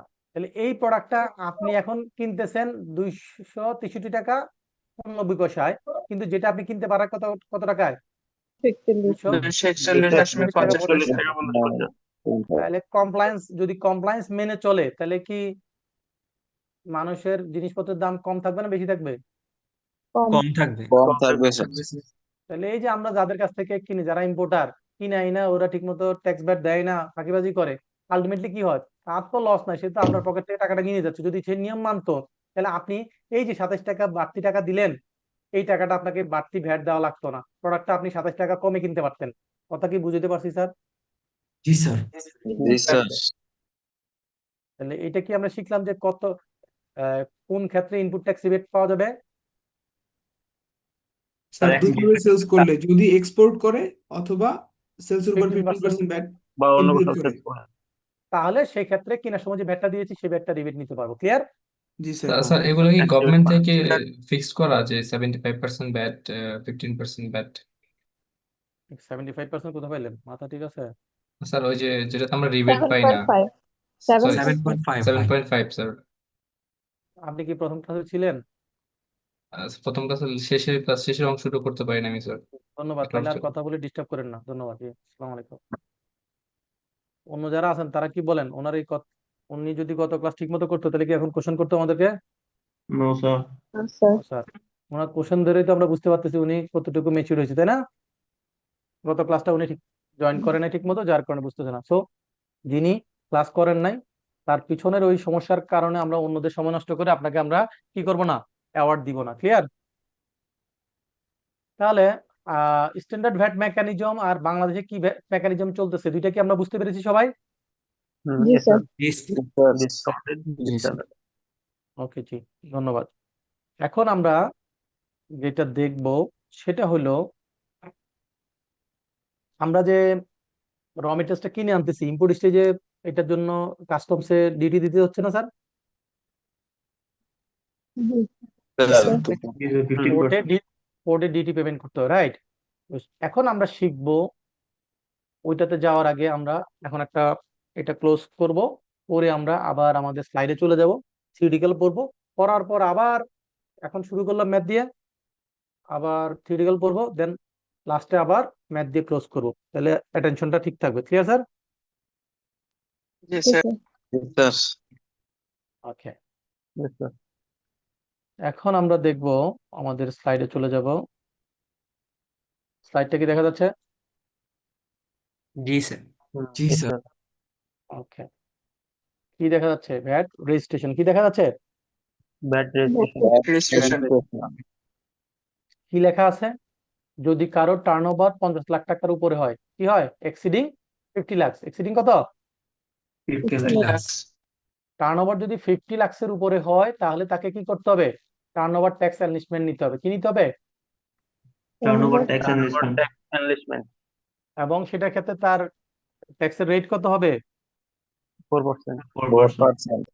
4%। এইটুকু কি বুঝতে পেরেছি স্যার? টার্নওভার যদি 50 লাখের উপরে হয়, কতর উপর হয়? 50 lakh. 50 লাখের উপর। 50 লাখের উপরে। এবং কত পর্যন্ত? 3 কোটি। 3 কোটি. 10 কোটি। তাহলে 50 লাখের উপরে 3 কোটি পর্যন্ত। 50 লাখের উপরে 3 কোটি পর্যন্ত. 3 কোটি পর্যন্ত। 50 লাখ না, কিন্তু 50 লাখের উপরে। 50 লাখ .001, 50 লাখ .1 টাকা, 50 লাখ 2 টাকা, 50 লাখ 3 লাখ টাকা, মানে 50 লাখের উপরে। 50 লাখ হইলে না, 50 লাখ পার হইলে। কথা বুঝতে পারছি? Yes, sir. 50 লাখের উপরে 3 কোটি টাকা পর্যন্ত, এই লিমিটের মধ্যে হইলে আপনি কোন ক্যাটাগরিতে পড়বেন? টার্নওভার ট্যাক্স অ্যানলিস্টমেন্টের ক্যাটাগরিতে পড়বেন। কোথায় পড়বেন? Turnover tax investment. ক্যাটাগরিতে। এবং এইটার জন্য ভ্যাটের রেট কত? 4%. 4%। 4%। সবাই কি বুঝতে পেরেছি? Yes, sir. Yes, sir. জি স্যার। ওকে, তাহলে এখন কথা হলো যে তাহলে 50 লাখের নিচেও কিছু থাকতে পারে, আবার 50 লাখের 3 কোটি টাকার উপরেও উপরে। থাকতে পারে, রাইট? তাহলে 50 লাখের নিচে পর্যন্ত থাকলে কি হবে, আর 3 কোটি টাকার উপরে গেলে কি হবে, তাই না? জি স্যার। Yes, sir. 50 লাখ টাকা পর্যন্ত কিছুই করতে হবে না। 50 লাখ টাকা পর্যন্ত কিছু করতে হবে না। তাহলে যদি কারো টার্নওভার 50 লাখ টাকা পর্যন্ত হয় তাহলে তার জন্য টার্নওভার অ্যানলিস্টমেন্ট অথবা ভ্যাট রেজিস্ট্রেশন কোনোটাই লাগবে না। কথা কি বুঝতে পেরেছি? জি স্যার। জি স্যার। Yes, আর sir. যদি কারো টার্নওভার 3 কোটির উপরে হয়ে যায়, কত কোটি টাকার উপরে হয়ে যায়? 3 কোটি টাকার উপরে। 3 কোটি টাকার উপরে। 3 কোটি টাকার উপরে হয়ে যায়, তাহলে তাকে কি করতে হবে? VAT registration. ভ্যাট রেজিস্ট্রেশন নিতে হবে। তাহলে দুইটা জিনিস শিখলাম। একটা হচ্ছে যে 50 লাখের উপরে 3 কোটি টাকা পর্যন্ত যদি কারো টার্নওভার হয় তাকে টার্নওভার ট্যাক্স অ্যানলিস্টমেন্ট নিতে হবে, তার ভ্যাটের রেট হবে কত পার্সেন্ট? 4%. 4%। আর কারো যদি টার্নওভার 3 কোটি টাকার অধিক হয়ে যায় তাহলে সে কোথায় চলে যাবে? That VAT registration. রেজিস্ট্রেশনে চলে যাবে। তো ভ্যাট রেজিস্ট্রেশনে চলে গেলে সেখানে ভ্যাটের রেট 15 হতে পারে, 7.5 হতে পারে, 10 হতে পারে, যেভাবে ভ্যাট আইনে আছে বিভিন্ন রেট সেটা হবে। ক্লিয়ার? Yes, sir. ওকে, এখন পরীক্ষায় আসতে পারে, এই যে ডান পাশে একটা বক্স আছে দেখেন, এটা আমি করছি। এখানে এই টার্নওভার বলতে কি বুঝায়? নরমালি তো টার্নওভার বলতে আমরা সেলস কি বুঝাই, রেভিনিউ কি বুঝাই, রাইট স্যার? Yes, sir. এই টার্নওভার বলতে আমরা সেলস রেভিনিউকে বুঝাই, যা বুঝি আমরা নরমালি, এটা ঠিকই আছে। তবে এখানে বলছে যে কয়েকটা জিনিসকে এখানে টার্নওভারের আওতায় পড়বে না। কিসের আওতায় পড়বে না? Turnover also. পড়বে না। কি কি বলছে? যে যেসব সেলস গুলা এক্সেন্টেড সেলস, দ্যাট মিনস যেগুলা ভ্যাট অব্যাহতি আছে, রাইট? ভ্যাট অ্যাপ্লিকেবল না, ভ্যাট দিতে হবে না, তাই না? Yes, sir. আপনার সেলস, মনে করেন আপনার সেলস টার্নওভার হচ্ছে 10 কোটি টাকা, তার মধ্যে 4 কোটি টাকা হচ্ছে এক্সেম্পটেড সেলস, যেটার উপর ভ্যাট অ্যাপ্লিকেবল না। তাহলে 10 কোটি থেকে 4 কোটি বাদ দিয়ে টার্নওভারের ক্যালকুলেশনটা করতে হবে। কথা কি বুঝতে পেরেছি? Yes, sir. তারপর আপনি যদি কোনো ক্যাপিটাল অ্যাসেট বিক্রি করেন, যেমন আপনার মেশিনারি অ্যাসেট, বিল্ডিং টিলিং, এগুলো কোনো কিছু বিক্রি করেন, সেগুলো কি আপনার normal business sir? Yes, sir. এটা নর্মাল বিজনেস না sir, business Yes, sir. Normal business, sir. আপনার ফ্যাক্টরি মেশিনারি বিক্রি করে দিবে, এটা নর্মাল বিজনেস? না আপনি না, প্রোডাক্ট sir. বিক্রি করবেন, এটা বিজনেস? Yes, sir. আপনি গুডস বিক্রি করবেন, প্রোডাক্ট বিক্রি করবেন, সেটা হচ্ছে আপনার বিজনেস। সেটা নর্মাল, জি স্যার। নরমাল বিজনেস হ্যাঁ, আপনি এটা কোনো বড়। অ্যাসেট বিক্রি করে দিবেন, ফিক্সড অ্যাসেট বিক্রি করে দিবেন, সেটা কি নর্মাল বিজনেস আপনার? না স্যার। নো। No sir. তাহলে এক্সেন্টেড সেলস এবং অ্যাসেট বিক্রি করে যদি কোনো টাকা পান, সেই টাকাটা কি হবে? ওই ওই টোটাল টাকা থেকে এইগুলা মাইনাস করলে যা থাকবে সেটাকে আমরা টার্নওভার ক্যালকুলেশন করব।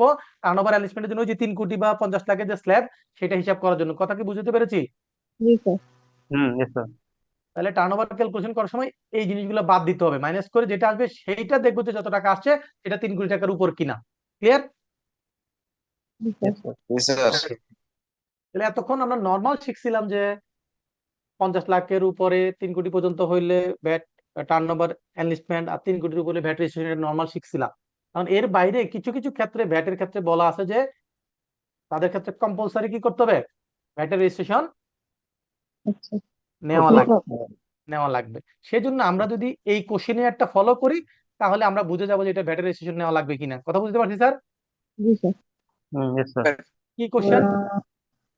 প্রথমে বলছে যে আপনি যে গুডস বা সার্ভিসটা সাপ্লাই দিবেন, এটার উপর কি এসডি অ্যাপ্লিকেবল আছে? যদি এসডি হয়, কি হয়, সাপ্লিমেন্টারি ডিউটি থাকে এমন কোন গুডস বা সার্ভিস, তাহলে সেটার উপর অবশ্যই, তাহলে সেক্ষেত্রে আপনাকে অবশ্যই কি করতে হবে? VAT registration sir. VAT bat registration. Registration করা লাগবে। আপনি যে গুডস বা সার্ভিস সাপ্লাই দিবেন সেটার উপর যদি সাপ্লিমেন্টারি ডিউটি অ্যাপ্লিকেবল হয়, তাহলে সেক্ষেত্রে আপনাকে কি করতে হবে? অবশ্যই ভ্যাটের রেজিস্ট্রেশন জি স্যার। করতে নিতে হবে। আর যদি এসডি অ্যাপ্লিকেবল না হয়, তাহলে কি হবে? নো। কি যদি আনসারটা নো হয়, তাহলে হবে। সেকেন্ড কোশ্চেন, আপনি কি কোনো টেন্ডার বা ওয়ার্ক অর্ডারে পার্টিসিপেট করবেন বা করেন? আনসার যদি ইয়েস হয়, তাহলে ভ্যাট রেজিস্ট্রেশন লাগবে। কি লাগবে? স্যার ইয়েস Bat হলে ব্যাট registration. রেজিস্ট্রেশন লাগবে।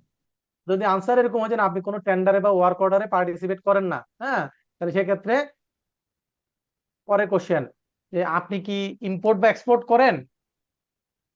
যদি ইম্পোর্ট বা এক্সপোর্টের সাথে আপনি জড়িত থাকেন, তাহলে কি লাগবে? ইয়েস হলে ভ্যাট রেজিস্ট্রেশন ইয়েস লাগবে। হলে ব্যাট Bat রেজিস্ট্রেশন লাগবে। registration. এরপর বলছে যে আপনি কি কোনো ফরেন প্রতিষ্ঠানের ব্রাঞ্চ, লিয়াজু অফিস বা প্রজেক্ট অফিস, অথবা আপনি কি ভ্যাট এজেন্ট? যদি ইয়েস হয়, তাহলে আনসার কি হবে? Bat bat registration. রেজিস্ট্রেশন করা লাগবে। যদি আনসার নো হয়, তারপর গিয়ে আমরা এখন দেখবো যে আপনার টার্নওভার কি 3 কোটি টাকার উপরে না নিচে। যদি 3 কোটি টাকার উপরে হয়, ইয়েস হয়, তাহলে কি হবে? VAT registration. যদি নো হয়, তাহলে দেখবো যে সেই টার্নওভার 50 লাখ টাকার উপরে। যদি ইয়েস হয়, তাহলে টার্নওভার ইনভেস্টমেন্ট। আর যদি নো হয়, তাহলে ভ্যাট বা ট্যাক্স কোনোটাই, ভ্যাট অথবা টার্নওভার ট্যাক্স ইনভেস্টমেন্ট কোনোটাই লাগবে না। কথা কি বুঝতে পেরেছি স্যার? জি স্যার। স্যার একটা Yes, sir. কথা ছিল। জি বলেন। স্যার ওয়ার্ক অর্ডারে এখানে কি কোনো এগ্রিমেন্টও হতে পারে? কোন লেটার অফ এগ্রিমেন্টের মাধ্যমে যদি কোনো কাজ পেয়ে থাকে? ওয়ার্ক অর্ডার বুঝেন কিনা সেটা হলো জিনিস। মনে করেন আর আপনি কোথাও কোটেশন দিলেন, সে তার বিনিময়ে, যেমন কোনো কোম্পানি আপনি কাজ দিলে কি আপনাকে কাজটা দিয়ে দেয়, নাকি আপনি কোটেশন সাবমিট করেন, তারা তারপর আপনাকে একটা ওয়ার্ক অর্ডার দেয়, পারচেজ অর্ডার দেয়, আপনি সেটা এগেইনস্টে সাপ্লাই দেন, তাই না? আগে প্রপোজালটা দিই। জি। এরকম যদি প্রসেস ফলো করে করেন, তাহলে সেক্ষেত্রে আপনাকে কি করতে হবে? যেমন গভর্নমেন্ট বিভিন্ন সময় টেন্ডার ইস্যু করে, এগেইনস্টে লোকজন কোটেশন সাবমিট করে, দেন দরপত্র আহ্বান করলে সেখান থেকে আপনার কি করে, যেটা লোয়েস্ট প্রাইস থাকে সেটাকে তারা কাজ দেয়। এই প্রসেসের মধ্যে যারা কাজ করে, সেগুলো হচ্ছে, তাদেরকে কি করতে হবে? ভ্যাট রেজিস্ট্রেশন না লাগবে। VAT registration. Thank you. Okay. তো ভ্যাটের রেজিস্ট্রেশন 2 রকম হতে পারে।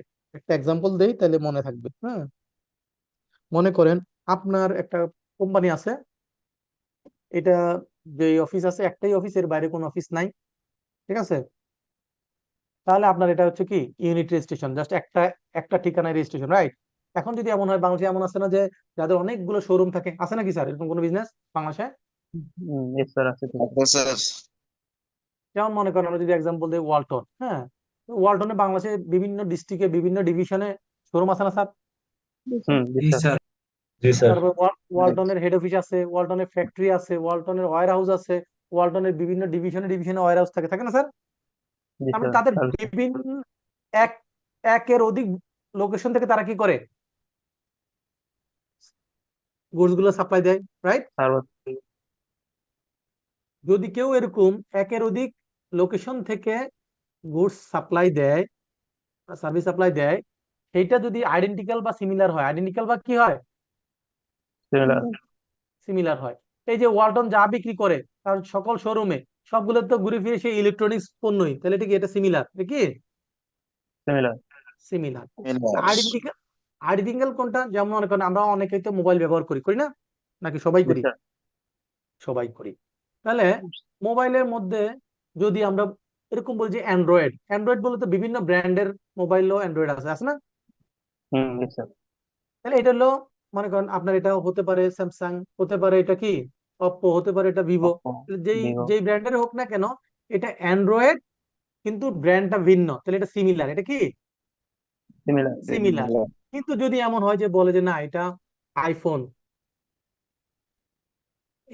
আপনি শুধু আইফোন বিক্রি করেন, আপনি শুধু স্যামসাং বিক্রি করেন, আপনি শুধু এটা বিক্রি করেন, তাহলে আপনারটা হচ্ছে আইডেন্টিক্যাল, আপনারটা কি আইডেন্টিক্যাল আইডেন্টিক্যাল। যেমন মনে করেন একটা এলাকার ছোট একটা দোকানে সিমেন্ট বিক্রি করে, রড সিমেন্ট বিক্রি করে, কি বিক্রি করে, rod Rod cement. Rod cement বিক্রি করে।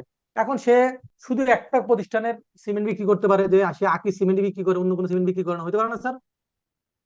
ওকে স্যার জি স্যার, হইতে পারে। আবার এরকম হইতে পারে যে সে বিভিন্ন ব্র্যান্ডের সিমেন্ট বিক্রি করে, শাহ সিমেন্ট বিক্রি করে, আকি সিমেন্ট বিক্রি করে, ফ্রেশ সিমেন্ট বিক্রি করে, সব সিমেন্ট বিক্রি করে। তাহলে যে সকল ধরনের সিমেন্ট বিক্রি করতেছে আলটিমেটলি সে তো সিমেন্ট বিক্রি করছে, তাহলে এটা কি সিমিলার, এটা কি Similar. সিমিলার। কিন্তু যে শুধুমাত্র ওই স্পেসিফিক একটা ব্র্যান্ডের জিনিস বিক্রি করছে, তো সেটা হচ্ছে আইডেন্টিক্যাল, একটা স্পেসিফিক, সেটা হচ্ছে কি আইডেন্টিক্যাল। আপনি আইডেন্টিক্যাল আইডেন্টিক্যাল বা সিমিলার গুডস একের অধিক লোকেশন থেকে বিক্রি করেন, আপনি যদি আইডেন্টিক্যাল অথবা Similar. সিমিলার Similar গুডস একের অধিক লোকেশন থেকে বিক্রি করেন। এখন যদি এমন হয় আপনার 5টা ওয়্যার হাউস, একটা ওয়্যার হাউস আপনি আপনার ড্রেস বিক্রি করেন, মানে একটা শোরুমে আপনি বিক্রি করেন কি গার্মেন্টস Dress. আইটেম, ড্রেস বিক্রি করেন, আর একটা শোরুমে বিক্রি করেন আপনি হচ্ছে গিয়ে ইলেকট্রনিক্স আইটেম, আর একটা শোরুমে বিক্রি করেন কনস্ট্রাকশন আইটেম, তাহলে কি এটা কি আইডেন্টিক্যাল বা সিমিলার কোনটার মধ্যে পড়তেছে স্যার? জি না স্যার। Yes. এক্সাম্পল গুলো কি বুঝাতে পারতেছি? জি স্যার ওকে, জি স্যার। তাহলে তাহলে আইডেন্টিক্যাল এবং সিমিলার গুডস হইতে অন্য ধরনের হইলে হবে না। এক শোরুমে একরকম, আরেক শোরুমে আরেক রকম যদি বিক্রি করেন তাহলে হবে না।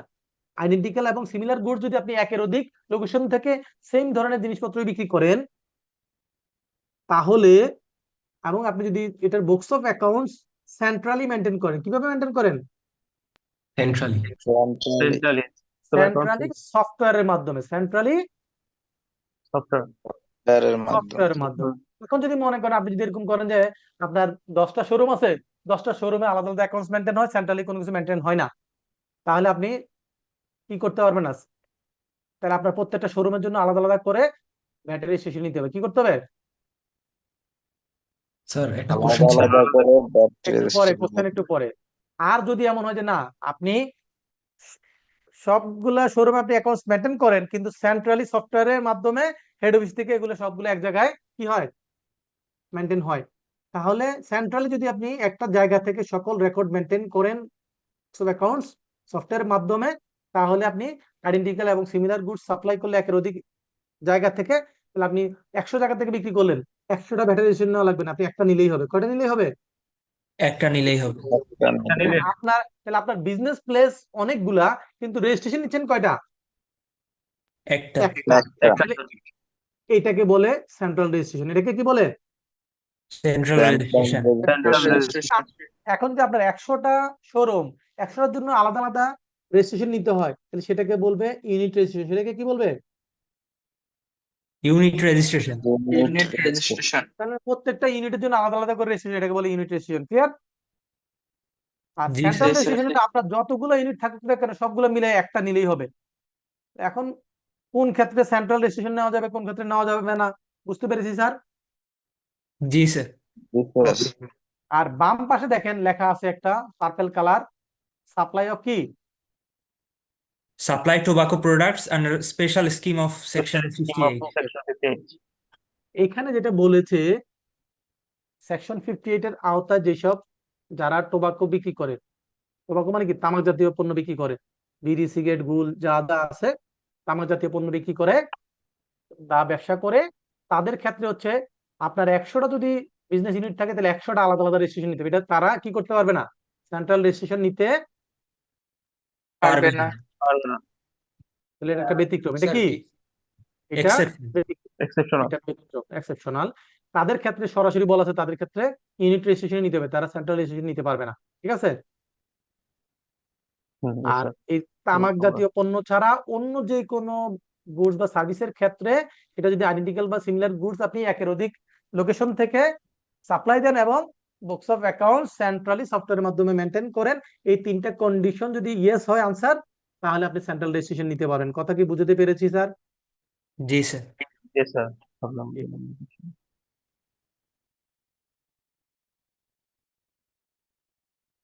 এখন বলেছে যে সেন্ট্রাল রেজিস্ট্রেশনের জন্য বিভিন্ন ধরনের এসআরও আছে, বিধিমালা আছে। এগুলো আপনাদের ম্যানুয়ালি এত ডিটেলস লেভেলে নাই, জাস্ট আপনাদের যে জানার জন্য আমি কি করেছি এখানে রেফারেন্স গুলা দিয়ে দিয়েছি, যাতে আপনারা যখন পরবর্তীতে আপনারা ডিটেলস লেভেলে পড়বেন পরীক্ষার বাইরে আপনারা এটা দেখতে পারেন। হ্যাঁ, এর বলছে যে ভ্যাট রেজিস্ট্রেশনের জন্য কি কি ডকুমেন্ট লাগে সেগুলো এখানে একটা সামারি করে দিয়েছে, এটা আপনাদের ফিডিং বললে হবে। ন্যাশনাল আইডি লাগে, ট্রেড লাইসেন্স লাগে, টিন লাগে, ব্যাংক অ্যাকাউন্ট লাগে, বিজনেস অ্যাড্রেস লাগে, email address, mobile number, director বা যারা ওনার থাকবে তাদের পার্টিকুলার্স লাগে, তারপরে কোম্পানি হলে সেটার ইনকর্পোরেশন সার্টিফিকেট, পার্টনারশিপ,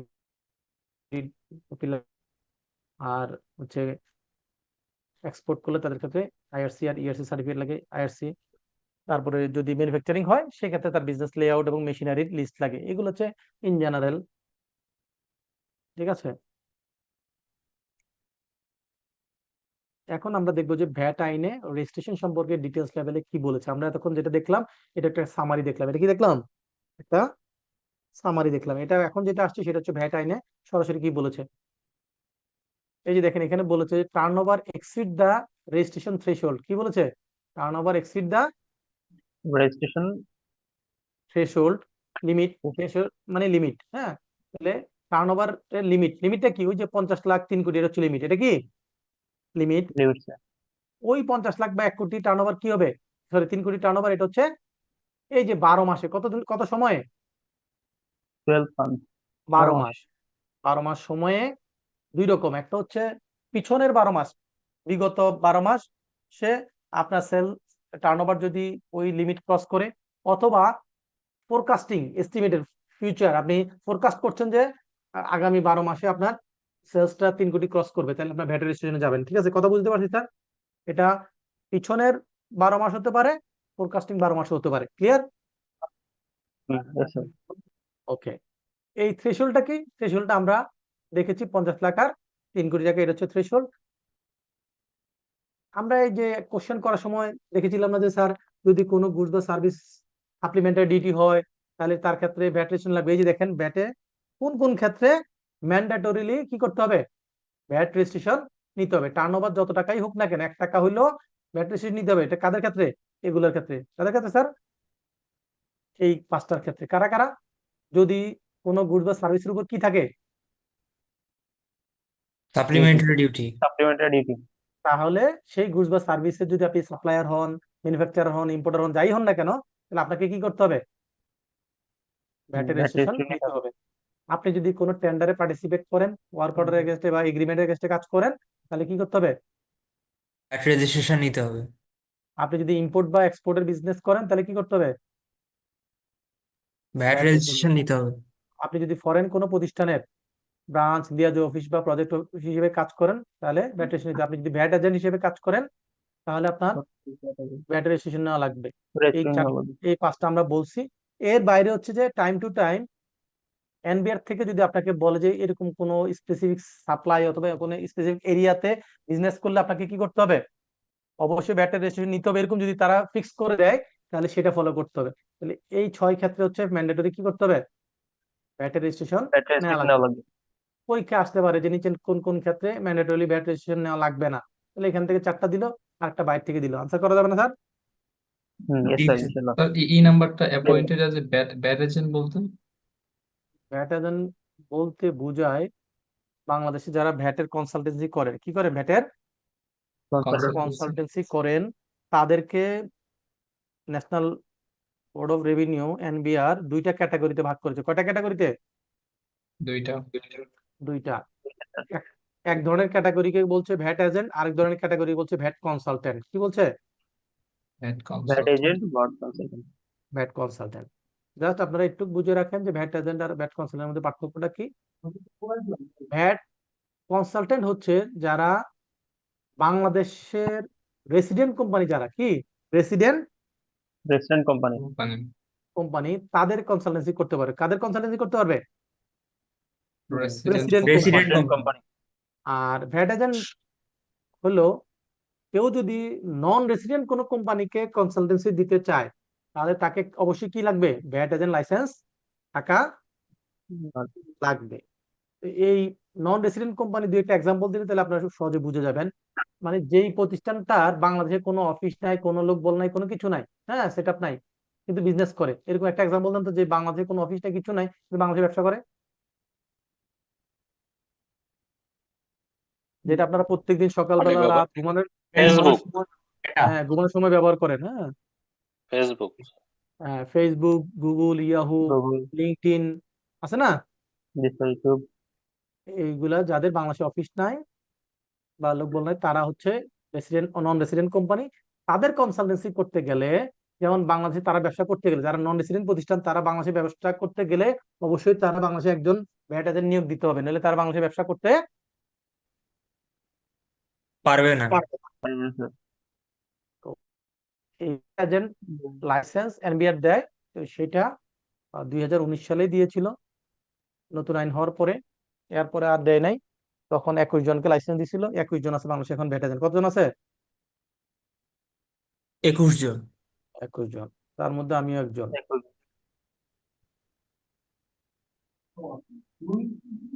এই হলো অবস্থা। আর নিচে একটা জেনারেল অর্ডার, সাধারণ আদেশের একটা রেফারেন্স দিয়েছি, 2019 সালে আসছিল 17 নম্বর আদেশ, যেখানে বলা হয়েছে যে কিছু স্পেসিফিক আইটেমের কথা বলা হয়েছে, কিছু স্পেসিফিক এরিয়ার কথা বলে দিচ্ছে যে এই ব্যবসা বা এই জায়গায় জায়গায় ব্যবসা করলে কি করতে হবে, তাদেরকে অবশ্যই কি করা লাগবে? ভ্যাটের রেজিস্ট্রেশন নেওয়া লাগবে। এই যে F নাম্বার যে রেফারেন্স, এটার এগেনস্টে তারা এই সাধারণ আদেশটা দিয়েছিল। কথা কি বুঝতে পেরেছি? Yes, sir. জি সাধারণ স্যার। আদেশটা আমরা আপনাদেরকে শেয়ার করে দিব, যারা কৌতূহলী থাকেন, ডিটেলস লেভেলে পড়তে চান, তারা তখন সেটা দেখতে পারবেন। ওকে স্যার, ওকে। তো এটা আমরা অলরেডি আলোচনা করছি কোন কোন ক্ষেত্রে ভ্যাটের, এই যে এখান থেকে আমরা শিখতে পারবো যে ভ্যাটের রেজিস্ট্রেশন কয় ধরনের, কত দেখাচ্ছে 1 2 3 4। তাহলে রেজিস্ট্রেশন কত ধরনের ভ্যাটের? 4 ধরনের। 4 ধরনের। নাম্বার 1 হচ্ছে আপনি যদি ভ্যাট রেজিস্ট্রেশনের জন্য এলিজিবল হন তাহলে আপনি ভ্যাটের রেজিস্ট্রেশন নিবেন, রাইট? এটা হচ্ছে নর্মাল প্রসেস, তাই না? নাম্বার 2 হচ্ছে ম্যান্ডেটরিলি, যাদেরকে অবশ্যই অবশ্যই ভ্যাট রেজিস্ট্রেশন নিতে হবে। ওই যে আগে সেটা শিখলাম 5-6 ক্যাটাগরি, মনে আছে স্যার? জি স্যার। ম্যান্ডেটরি থাকলে সেটা, Yes, sir. তাহলে ম্যান্ডেটরি রেজিস্ট্রেশন, এলিজিবল হলে রেজিস্ট্রেশন। এরপর হচ্ছে যে ভলান্টারি রেজিস্ট্রেশন, এটা হচ্ছে আপনার কোনো রিকোয়ারমেন্ট নাই, কিন্তু আপনার ইচ্ছা হয়েছে আপনি ভ্যাটের রেজিস্ট্রেশন নিবেন, তাহলে নিতে পারবেন। ক্লিয়ার? স্যার, জি ভ্যাট স্যার। রেজিস্ট্রেশন মানে কি যেমন ভ্যাট মনে দিতে করেন, হবে? আপনার টার্নওভার হচ্ছে 50 লাখ টাকার নিচে, উপরে না, তাহলে কি আপনার ভ্যাট রেজিস্ট্রেশন দরকার আছে স্যার? না না স্যার। স্যার না স্যার। এখন আপনি যদি মনে করেন যে আমি ভ্যাট রেজিস্ট্রেশন নিব, এখন একজন মানুষকে বোকা হয়েছে যে কোনো কারণ ছাড়াই ভ্যাট রেজিস্ট্রেশন নিবে স্যার? না স্যার। No, হয় sir. নাই। তাহলে কেন নিবেন? মনে করেন আপনি যেখানে সাপ্লাই দিতে চাচ্ছেন, হ্যাঁ, সেই কোম্পানি বলছে যে যাদের ভ্যাট রেজিস্ট্রেশন নাই তাদেরকে আমরা সাপ্লায়ার লিস্টে অ্যাড করব না, তাহলে আপনি কি করবেন? বাধ্য হয়ে করতে হবে না? গভর্নমেন্ট আপনাকে ভ্যাট রেজিস্ট্রেশন নিতে বাধ্য করে নাই, নিয়মের মধ্যে আপনি পড়ছেন না, কিন্তু আপনি ওইখানে সাপ্লাই দিতে গেলে, ওই প্রতিষ্ঠানের মধ্যে সাপ্লাই দিতে গেলে তাকে কি করতে হবে? তারা ভ্যাট রেজিস্ট্রেশন যাদের নাই তাদের সাথে ব্যবসা করবে না, তাহলে আপনি তখন কি করবেন স্যার? ব্যাড রেজিস্ট্রেশন নিব। That registration নেওয়া লাগবে তখন। রেজিস্ট্রেশন নেবে। তাহলে এখন কি বুঝতে পেরেছেন কেন আপনি ভ্যাট রেজিস্ট্রেশন নেবেন? জি স্যার। জি স্যার। ওকে। আবার মনে করেন আপনি একটা এনজিও তে সাপ্লাই দিবেন অথবা একটা ফরেন অর্গানাইজেশন সাপ্লাই দিবেন, তারা বলছে না যাদের ভ্যাট রেজিস্ট্রেশন না তাদের সাথে আমরা বিজনেস করি না, তাহলে আপনি এটা নিবেন। ক্লিয়ার? জি স্যার। স্ট্যাটাসের কারণে নিবেন। এরপর হচ্ছে এখানে বলছে যে প্রথম 3টা হচ্ছে আপনি নিজে থেকে নিবেন, এই 3টা হচ্ছে কি আপনি নিজে থেকে নিবেন। আর লাস্ট ওয়ান হচ্ছে আপনি নিজে থেকে নেন নাই, এখন আপনি যদি ঠিক মতো নিজে নিয়মে না চলেন তাহলে আপনাকে কি করবে? ও নিয়মে চলার জন্য বাধ্য করবে না স্যার? জি হুম sir. yes sir last one হচ্ছে আপনি উপরের কোনো এই দুই ক্যাটাগরির মধ্যে কোনোটার মধ্যে আপনি পড়েন, 3 নম্বরটা তো ভলান্টারি, রাইট? এই দুই ক্যাটাগরির মধ্যে পড়েন কিন্তু আপনি ভ্যাট রেজিস্ট্রেশন নেন নাই, তাহলে আপনাকে কি করবে? ভ্যাট অফিস ভ্যাট রেজিস্ট্রেশন জোর করে দিয়ে দিবে, সেটা হচ্ছে সো মোটো, নিজে থেকে তারা দিয়ে দিবে। Clear sir? জি স্যার। yes sir এই হচ্ছে ভ্যাট রেজিস্ট্রেশন 4টা ক্যাটাগরি। ক্লিয়ার? এবং কোন রেজিস্ট্রেশন কোন সেকশনে এটা আমরা উল্লেখ করলাম, 4 নম্বর সেকশন, 4 নম্বর সেকশন, এখানে 8 নম্বর সেকশন এবং রুলস 6, এখানে হচ্ছে 12 নম্বর সেকশন এবং রুলস 7, আমরা রেফারেন্সটা দিয়ে দিলাম। ক্লিয়ার? ওকে, সেন্ট্রাল রেজিস্ট্রেশন অলরেডি আমাদের পড়া হয়ে গেছে, আমরা বলছি না টোবাকো ক্ষেত্রে কি হবে? সেন্ট্রাল রেজিস্ট্রেশন অ্যাপ্লিকেবল না। হবে না। হবে না স্যার এই যে ওখানে যা পড়ছে এগুলো থিওরিটিক্যাল পার্টটা হচ্ছে এখানে। ক্লিয়ার? জি জি স্যার। স্যার। হুম yes sir এখন বলছে যে ভ্যাট রেজিস্ট্রেশন নেওয়ার প্রসেসটা কি। বলছে যে ভ্যাট রেজিস্ট্রেশন নিতে গেলে আপনাকে কি করতে হবে? যদি রেসিডেন্ট হন, যদি কি হন, resident তাহলে মূসক 2.1 ফর্মের মাধ্যমে অ্যাপ্লাই করুন। কোন ফর্মের মাধ্যমে? মূসক 2.1 2.1 2.1। আর যদি নন রেসিডেন্ট হন তাহলে সেক্ষেত্রে মূসক 2.2 তাহলে যারা ওই গুগল, ইয়াহু, ফেসবুক, তারা কোনটার মাধ্যমে অ্যাপ্লাই করবে? স্যার মূসক মূসক 2.2 2.2 বুঝতে পারছি স্যার? জি স্যার। হুম yes sir জি এগুলো কি স্যার। এগুলো কি মুখস্থ করা লাগবে না বুঝে পড়লে আনসার করা যাবে? বুঝে বুঝে বললে বুঝে হয়ে পড়লে যাবে স্যার। আনসার করা তো যাবে। মনে রাখতে হবে, না হলে তো স্যার হবে তাহলে না। আমরা অ্যাপ্লাই করব 2.1 এর মাধ্যমে, যারা রেসিডেন্ট, যারা নন রেসিডেন্ট তারা 2.2 এর মাধ্যমে অ্যাপ্লাই করব ভ্যাট রেজিস্ট্রেশনের জন্য। অ্যাপ্লাই করলে ভ্যাট রেজিস্ট্রেশন একটা সার্টিফিকেট দিবে মূসক 2.3 এর মাধ্যমে। কিসের মাধ্যমে দিবে? মূসক 2.3 VAT registration certificate সার্টিফিকেট। এখন কথা হচ্ছে যে আমি কখন অ্যাপ্লাই করব ভ্যাট রেজিস্ট্রেশনের জন্য? কখন অ্যাপ্লাই করব এটা এখানে বলেছে। কখন অ্যাপ্লাই করব দেখেন লেখা আছে, 15 prior days to the passage of 15 days from the day on which obligation, মানে যেদিন আপনার ভ্যাট রেজিস্ট্রেশন কি হয়, ডিউ হয়, সেই ডেট থেকে কত দিনের মধ্যে? 15 দিন 15 দিনের মধ্যে। 15 এখন দিন। যদি মনে করেন 2024 সালের ডিসেম্বরের 31 তারিখের আপনার মধ্যে আপনার কি হয়, 31 তারিখে আপনার ভ্যাটের রেজিস্ট্রেশন ডিউ হয়, আপনি 3 কোটি টাকা ক্রস করে যান। হ্যাঁ, 31 তারিখে দেখলেন যে আপনি 3 কোটি টাকা ক্রস করে গেছেন, তাহলে আপনার ডিউ হয়েছে কখন? আপনি এই টার্নওভার এটা 31 তারিখ, ডিসেম্বরের 31। ডিসেম্বর 31 31 ডিসেম্বর, তারিখ 31 ডিসেম্বর। তাহলে তার পরবর্তী 15 দিন, জানুয়ারি 15 তারিখ, জানুয়ারি কত তারিখ? জানুয়ারি 15 তারিখ 15 তারিখ। এই জানুয়ারি 15 তারিখের মধ্যে আপনাকে ভ্যাটের রেজিস্ট্রেশনের জন্য অ্যাপ্লাই করতে হবে। কথা কি বুঝতে পেরেছি স্যার? জি জি স্যার। স্যার। স্যার বুঝতে পেরেছি। এই যে যা যা বলতেছি এগুলোই পরীক্ষায় আসবে। এগুলো কি? পরীক্ষায় আসবে। পরীক্ষা আসবে স্যার ওকে, এই যে আপনি অ্যাপ্লিকেশন করলেন অনলাইনে, কি করলেন? অনলাইনে অনলাইন অ্যাপ্লিকেশন করতে পারেন, অথবা যদি এমন হয় যে অনলাইনে আপনি অ্যাপ্লিকেশন করতে পারছেন না, সেক্ষেত্রে আপনি ম্যানুয়ালিও কি করতে পারেন, ভ্যাট অফিসে গিয়ে ভ্যাট রেজিস্ট্রেশনের জন্য অ্যাপ্লাই করতে পারেন। করলে তারা কত দিনের মধ্যে আপনাকে ভ্যাট রেজিস্ট্রেশন সার্টিফিকেট দিবে? 3 কার্য দিবস। 3 3 ওয়ার্কিং ডেজ ওয়ার্কিং ডেজ এর মধ্যে হয় সার্টিফিকেট দিবে, নাহলে রিজেক্ট করবে। হয় সার্টিফিকেট দিবে, নাহলে কি করবে? রিজেক্ট করবে স্যার সার্টিফিকেট দিলেও 3 ওয়ার্কিং ডেজ এর মধ্যে দিবে, আর রিজেক্ট করলেও 3 ওয়ার্কিং ডেজ এর মধ্যে রিজেক্ট করবে। ওকে, নরমালি আমাদের দেশে কি তারা সরকারি অফিস কি কথা মতো চলে না চলে না? চলে না। চলে না বললেই চলে তাদেরকে কি আপনি জিজ্ঞেস করতে পারেন যে তুমি কেন 3 ওয়ার্কিং ডেজ এর মধ্যে আমার দেওয়া নাই? পারবেন? না স্যার। নো স্যার যদি আপনার অ্যাপ্লিকেশনের প্রসেস সব ঠিক থাকে, ওকে থাকে, কোনো প্রবলেম না থাকে, তাহলে নরমালি এটা 3 ওয়ার্কিং ডেজ এর মধ্যেই পাওয়া যায়। আমি এ পর্যন্ত যতগুলো করছি কোনোটাই 3 ওয়ার্কিং ডেজ পার হয় নাই। ক্লিয়ার? যদি আপনার অ্যাপ্লিকেশন প্রসেসে কোনো জায়গায় সমস্যা থাকে তাহলে তারা রিজেক্ট করে দেয় বা এটা পেন্ডিং রেখে দেয়। ক্লিয়ার? মাত্র রেজিস্ট্রেশনটাই আর্লি দিয়ে দেয় আর বাকি সব কাজে হ্যাঁ, ডিলে হয়। স্বাভাবিক তো, আপনাকে তো দিবেই। আপনাকে যদি আসার সুযোগ দেয় আর আপনি যতবার আসবেন ততবার টাকা দিবে, তাহলে আসার সুযোগ দিবে না দিবে না? দিবে তাহলে ভ্যাট রেজিস্ট্রেশন দেওয়া মানে হচ্ছে যে ভ্যাট রেজিস্ট্রেশন দেওয়া মানে হচ্ছে যে আপনি তাকে টাকা দিবেন, তাহলে সে এটা করবে না কেন? নাকি আর যদি উল্টো হইতো যে রেজিস্ট্রেশন দিলে উল্টো আপনি তার কাছ থেকে টাকা নিবেন, তাহলে কি রেজিস্ট্রেশন তাড়াতাড়ি দিবে স্যার? না স্যার। না স্যার। রেজিস্ট্রেশন দিলে টাকা পাবে, তাহলে এটা তো অবশ্যই দেওয়ার জন্য বসে রয়েছে সে। ওকে, যাই হোক, আমরা যেটা শিখলাম যে 2.3 এর মাধ্যমে আমাদেরকে রেজিস্ট্রেশন সার্টিফিকেট দিবে। ঠিক আছে, 3 ওয়ার্কিং ডেজ এর মধ্যে। আর যদি কোনো প্রবলেম থাকে সে একটা রিজন কি কারণে এটা আপনার রিজেক্ট করছে সেটার কারণটা উল্লেখ করে 3 ওয়ার্কিং ডেজের মধ্যে আপনাকে রিজেকশন দিবে। ক্লিয়ার? আচ্ছা, এই যে লাস্টে দেখেন একটা আছে কজুয়াল বিজনেস আইডেন্টিফিকেশন নাম্বার। তার মানে কি রেগুলার বিজনেস, এটা রেগুলার বিন নাম্বার না, ভ্যাট নাম্বার না। তাহলে রেগুলার বিন কেন না? এটা কারা তাহলে? এটা আমাদের দেশ থেকে সারা বছর প্রচুর মানুষ দেশের বাইরে যায় আবার দেশে আসে, আসে না স্যার এরকম? yes sir. জি স্যার। মনে করেন আপনার বাপ চাচা খালু ভাই দেশের বাইরে থেকে প্রবাসী আসার সময় আপনার জন্য লাগেজ ভর্তি করে অনেক জিনিসপত্র নিয়ে আসে না স্যার? Yes sir. নিয়ে আসে। তো এর মধ্যে কিছু জিনিসপত্র আছে ডিউটি ফ্রি, আবার কিছু জিনিসপত্র আছে যেটার উপর ডিউটি দেওয়া লাগে, লাগে না? জি স্যার। Yes তাহলে sir. এয়ারপোর্টে ডিউটি দেওয়া লাগে। তো সে যে ডিউটি দিচ্ছে, তো ডিউটি দিতে হলে তো একটা বিন নাম্বার লাগে। কি লাগে? বিন নাম্বার লাগে। বিন নাম্বার লাগে। তাহলে আপনার ভাই যে বিদেশ থেকে আসতেছে ওনার কি বিন নাম্বার আছে? নাই তো, না। না না স্যার। নাই। তাহলে তখন তো কাস্টমস এর যিনি এয়ারপোর্টে যিনি কাস্টমস আছে উনি তো তার কাছ থেকে ভ্যাট কালেকশন করার সময় একটা বিন নাম্বার এগেইনস্টে কালেক্ট করতে হবে, রাইট? Yes sir. তখন তখন তারা করে কি, কাস্টমস অফিসার ওই কাস্টমস এর যে সিস্টেম সেই সিস্টেমে আপনার নামে বা আপনার ভাইয়ের নামে কি করে, তখন অন দা স্পট একটা বিন ক্রিয়েট করে। অন দা স্পট কি করে, একটা বিন Bill. ক্রিয়েট করে। এটা আবার এটা টেম্পোরারি, এটা হলো একটা টেম্পোরারি বিন। এটা কি টেম্পোরারি বিন ক্রিয়েট করে Yep. পরবর্তীতে আবার কিছু কয়েক মাস পরে তারা আবার এগুলো ডিলিট করে দেয়, ঠিক আছে, নাম্বারগুলো ফেলে দেয়। এই যে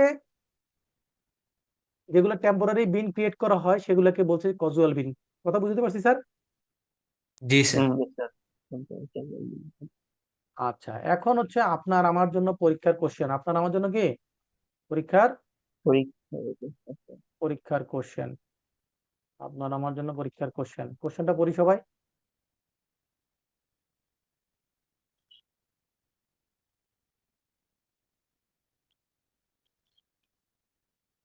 সে বলছে যে 2025 সালের জানুয়ারির 5 তারিখে, 2025 সালের জানুয়ারির January. 5 তারিখে সে তার ডিসেম্বর 2024 পর্যন্ত অ্যাকাউন্টস এর হিসাব করে দেখলো যে গত এক বছরে তার কত টাকা টার্নওভার হয়েছে। 3.5 crore। 3,50,00,000 হয়েছে।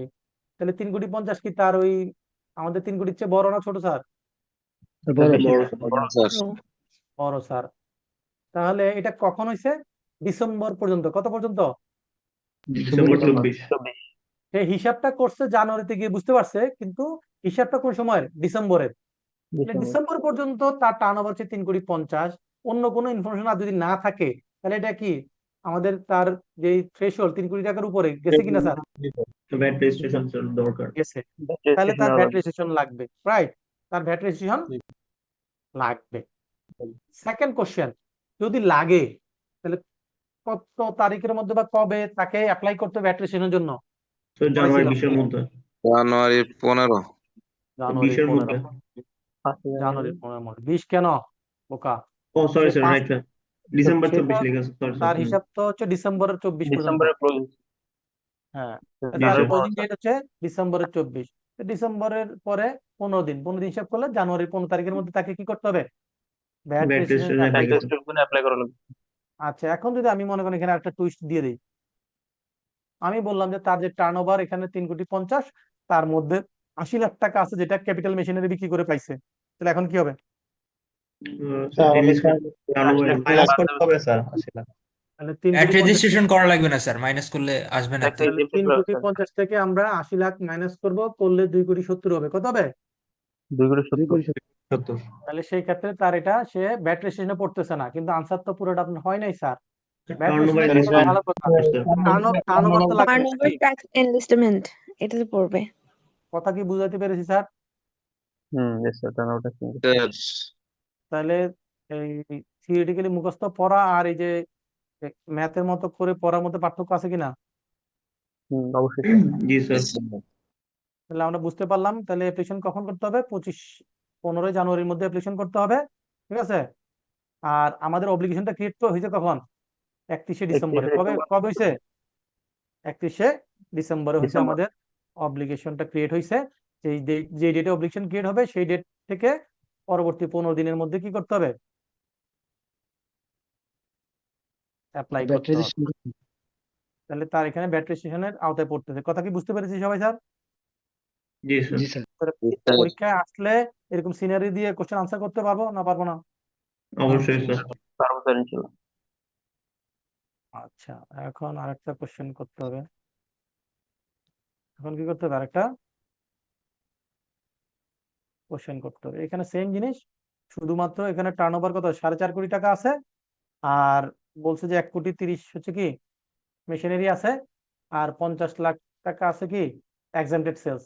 তাহলে 4.5 কোটি থেকে 50 লাখ আর 1,30,00,000 বাদ দিলে তো হয় কত? 2 কোটি স্যার 2 কোটি 82 স্যার, 82। 280। তাহলে কি সে ভ্যাটের রেজিস্ট্রেশন আওতায় পড়তেছে? No sir. না স্যার। না না স্যার। স্যার, পড়তেছে ওটা না। আনাবার ট্যাক্স ইনভেস্টমেন্ট। ওকে, তাহলে সে চলে যাচ্ছে কোথায়? টার্নওভার ট্যাক্সের আওতায়। কোথায় পড়তেছে সে? Turnover tax. টার্নওভার ট্যাক্সের আওতায়। এই যে দেখেন, টার্নওভার ট্যাক্সের আওতায় হইলে স্যার সেক্ষেত্রে আর এখানে 2.9 crore এটা 2 কোটি কি সমস্যা? হঠাৎ স্যার করে কেটে whereas গেল কেন? it was টাকা 2.9 crore at the end. আরে বাবা, এটা তো নভেম্বরের ফিগার 2,90,00,000। আমার তো ডিসেম্বরের ফিগার আছে, আমি কোনটা ধরে করবো? ডিসেম্বরে ডিসেম্বরের এই দুইটা question- কোশ্চেনই নভেম্বরের ফিগার দেওয়া আছে এই জন্য জিজ্ঞেস। হ্যাঁ, দেওয়া থাকলে তো সমস্যা কি? দুইটাতে একই ডেট ওটা তো আছে, একই সময় কনফিউশনের আছে, জন্য তো সমস্যা কোথায়? আপনার তো কি পয়েন্ট গুলো দেখতে হবে, যে কোন জিনিসটা আপনার নজর রাখতে হবে। ফিগার, আপনি কি ফিগার মুখস্থ করে পরীক্ষা দিবেন? না স্যার, আপনাকে তো লজিকটা বুঝতে হবে, বেসিকটা বুঝতে হবে। আমি বেসিক বুঝাচ্ছি যে আপনার টার্নওভার কত? 2 কোটি 70। 270। 2,70,00,000। এই 2,70,00,000 টার্নওভার, তাহলে কি এটা কি ভ্যাট রেজিস্ট্রেশন আওতায় পড়তেছে? জি না স্যার, জি না sir. Turnover tax investment. Turnover ট্যাক্সের আওতায়।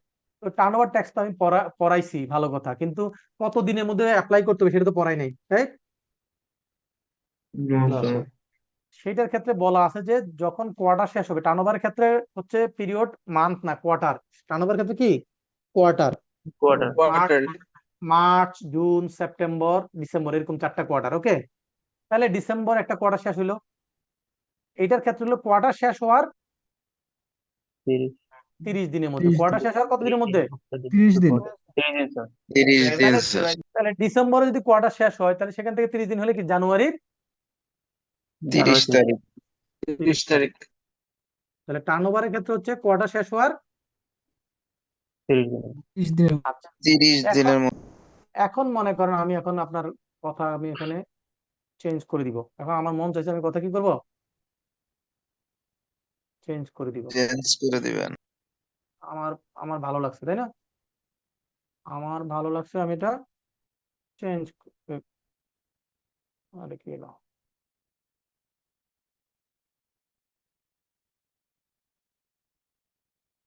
এখানে আমি চেঞ্জ করে দিব।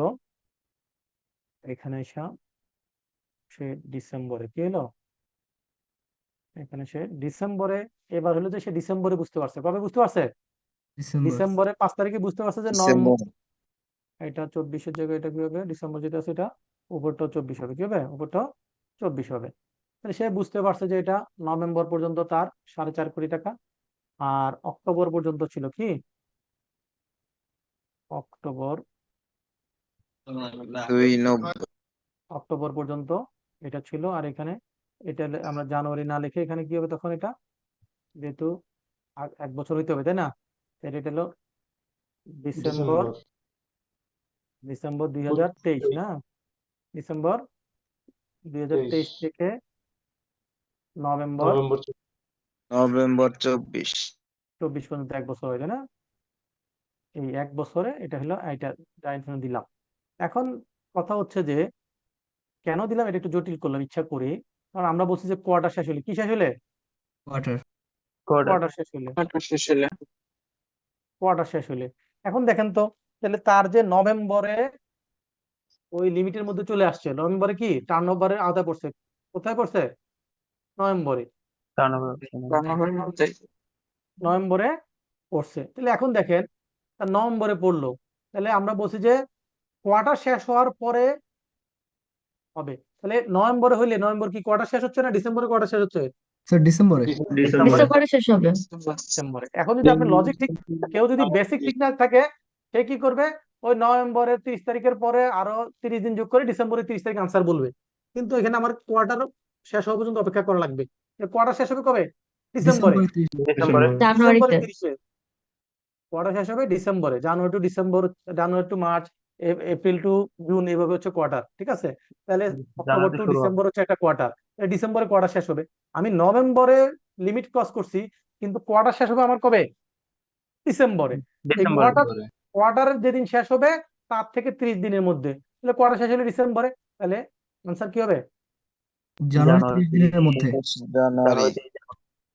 ক্লিয়ার? ওকে। জি স্যার। এখন বলছে যে কেউ যদি ঐচ্ছিক ভাবে রেজিস্ট্রেশন নেয়, মানে ওর মন চাইছে রেজিস্ট্রেশন, ভলান্টারি রেজিস্ট্রেশন নিছে, সেই ক্ষেত্রে বলছে যে কেউ যদি এরকম ভলান্টারি রেজিস্ট্রেশন নেয়, তাহলে 1 বছর পার হওয়ার আগে, কি পার হওয়ার আগে? 1 বছর। 1 বছর পার হওয়ার আগে সে ভ্যাট রিটার্ন ক্যান্সেল করতে পারবে না। না। আপনি ভ্যাট রেজিস্ট্রেশন নিয়েছেন, কিন্তু এটা ভলান্টারি নিয়েছেন, আপনার প্রয়োজন ছিল না, কিন্তু আপনি ঐচ্ছিকভাবে নিয়েছেন। যেহেতু ভলান্টারি নিয়েছেন, সেহেতু আপনি এটার ক্ষেত্রে বলছে যে আপনি নেওয়ার পরে কমপক্ষে 1 বছর পার হইতে হবে। 1 বছর পার হওয়ার আগে আপনি ভ্যাটের রেজিস্ট্রেশন ক্যান্সেল করার জন্য অ্যাপ্লিকেশন করতে পারবেন না। কথা কি বুঝতে পারছি স্যার?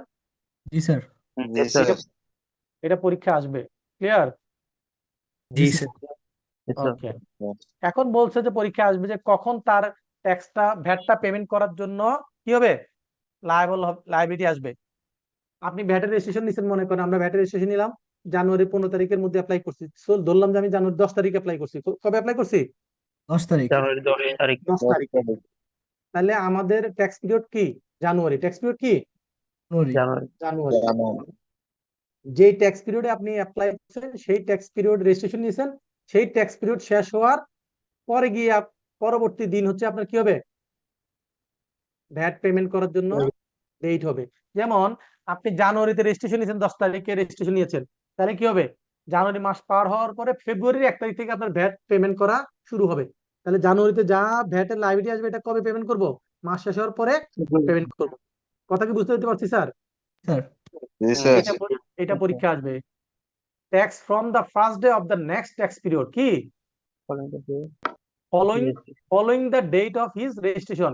সে যেই ট্যাক্স পিরিয়ডে রেজিস্ট্রেশন করছে, সেই ট্যাক্স পিরিয়ড শেষ হওয়ার পরবর্তী ট্যাক্স পিরিয়ডের প্রথম দিন। তাহলে জানুয়ারিতে রেজিস্ট্রেশন নিছে, জানুয়ারি ট্যাক্স পিরিয়ডে রেজিস্ট্রেশন নিছে, ফেব্রুয়ারি ট্যাক্স পিরিয়ডের প্রথম দিন, তাহলে ফেব্রুয়ারি 1 তারিখ, সেই দিন থেকে তার পেমেন্ট শুরু হবে। ক্লিয়ার? জি স্যার। ওকে। এখন বলছে ভ্যাট রেজিস্ট্রেশন ক্যান্সেল করতে হলে কোন ফর্মের মাধ্যমে অ্যাপ্লাই করতে হবে? 2.4। 2.4 এর মাধ্যমে করতে হবে। কোন কোন ক্ষেত্রে ভ্যাট রেজিস্ট্রেশন ক্যান্সেল করার জন্য অ্যাপ্লাই করা যায় সেগুলো এখানে বলেছে। বলছে যদি আপনি ভ্যাট রেজিস্ট্রেশন নিয়েছেন কিন্তু ব্যবসা শুরুই করতে পারেন নাই, ব্যবসা ক্লোজ করে দিচ্ছেন, ব্যবসা রেজিস্ট্রেশন নেওয়ার পর আপনি বিজনেস চালু করবেন চিন্তা করছেন, কিন্তু বিজনেস আর ওপেন চালু করতে পারেন নাই, তাহলে আপনি ভ্যাট রেজিস্ট্রেশন ক্যান্সেল করার জন্য কি করতে পারবেন? অ্যাপ্লাই করতে পারবেন। অথবা আপনি ব্যবসা চালু করছেন, কিন্তু পরে এটা ক্লোজ করে দিতে হয়েছে, তাহলে এটা অ্যাপ্লাই করতে পারবেন। এরপর বলছে যে আপনি যে ধরনের সাপ্লাই দিতেন সেটার উপর ভ্যাট অ্যাপ্লিকেবল ছিল, যেগুলো এগুলো এখন আর ওইটার উপর ভ্যাট অ্যাপ্লিকেবল নাই, তাহলে এটা ভ্যাটের আওতায় এখন আর নাই, এক্সেম্পটেড হয়ে গেছে, তাহলে আপনার কি লাগবে না, ভ্যাটের রেজিস্ট্রেশন থাকার দরকার নাই। অথবা আপনার আগে টার্নওভার ছিল 3 কোটি টাকার উপরে, এখন এটা আপনার 40 লাখ টাকা 50 লাখ টাকা চলে আসছে, তাহলে কি ভ্যাট রেজিস্ট্রেশন দরকার আছে স্যার? না স্যার। তো এগুলোর ক্ষেত্রে বলছে যে যদি টার্নওভারটা কি, টার্নওভার আপনার ওই লিমিটের নিচে চলে আসে, তাহলে সেক্ষেত্রে কতদিন অপেক্ষা করতে হবে? 2 বছর। 2 বছর।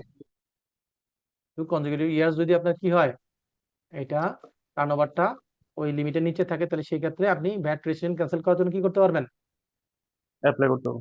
অ্যাপ্লাই করতে পারবেন। ওই রেজিস্ট্রেশন অ্যাপ্লাই করলে সেক্ষেত্রে ফাইনালি একটা রিটার্ন দিতে হয়। সেই রিটার্নটা সাবমিট করার পরে, তার মানে আপনার যত টাকা ভ্যাট লায়াবিলিটি পেন্ডিং থাকলে সেগুলো দিয়ে একটা রিটার্ন সাবমিট করতে হয়। সব ঠিকঠাক থাকলে তখন তারা কি করে, তাকে ভ্যাট রেজিস্ট্রেশনটা ক্যান্সেল করে দেয়। রাইট? এখানে বলছে যে where registration of a registered person is cancel, তাহলে রেজিস্ট্রেশন যদি ক্যান্সেল হয় তাহলে তাকে কি কি করতে হবে? যার ভ্যাট রেজিস্ট্রেশন ক্যান্সেল হয়েছে তাকে অবশ্যই সে যখন ভ্যাটের রেজিস্ট্রেশন নিছিল যা যা করতো, যেমন ট্যাক্স ইনভয়েস করতো, ক্রেডিট নোট, ডেবিট নোট, যত ধরনের ফর্মালিটিস এগুলো সে সাথে সাথে বন্ধ করবে। মনে করেন আগে আপনি ভ্যাট ইনক্লুড করে ইনভয়েস করতেন যখন ভ্যাটের রেজিস্ট্রেশন আওতায় ছিলেন, কারণ আপনি ভ্যাট রেজিস্ট্রেশন ক্যান্সেল হয়ে গেছে, তাহলে কি আপনি ভ্যাট সহ কাস্টমার কাছ থেকে এখন আদায় করার জন্য আপনার অথরিটি থাকবে? না। না জি না স্যার। স্যার। তাহলে এগুলোই বলেছে যে আপনার এগুলো সবগুলো বন্ধ করতে হবে এবং আপনার ভ্যাট রেজিস্ট্রেশন যা আছে সার্টিফিকেট এগুলো সবগুলো কি করতে হবে? জমা দিয়ে দিতে হবে, তাই না? ফেরত দিয়ে দিতে হবে। আপনি এখন এগুলা করা থেকে বিরত থাকা লাগবে। এরপর আপনি যা যা অ্যাপ্লাই করার পরে তারা কি করবে? এগুলো যাচাই করবে, যে কারণে আপনি ভ্যাট রেজিস্ট্রেশন ক্যান্সেল করার জন্য অ্যাপ্লাই করছেন, যদি সব ঠিকঠাক থাকে তাহলে তারা কি করবে? 15 দিনের মধ্যে আপনার বিনটা টেম্পোরারিলি সাসপেন্ড করবে। পরবর্তীতে VAT return, final return submit করলে যাচাই বাছাই করে তারা আপনার ভ্যাট রেজিস্ট্রেশনটা পার্মানেন্টলি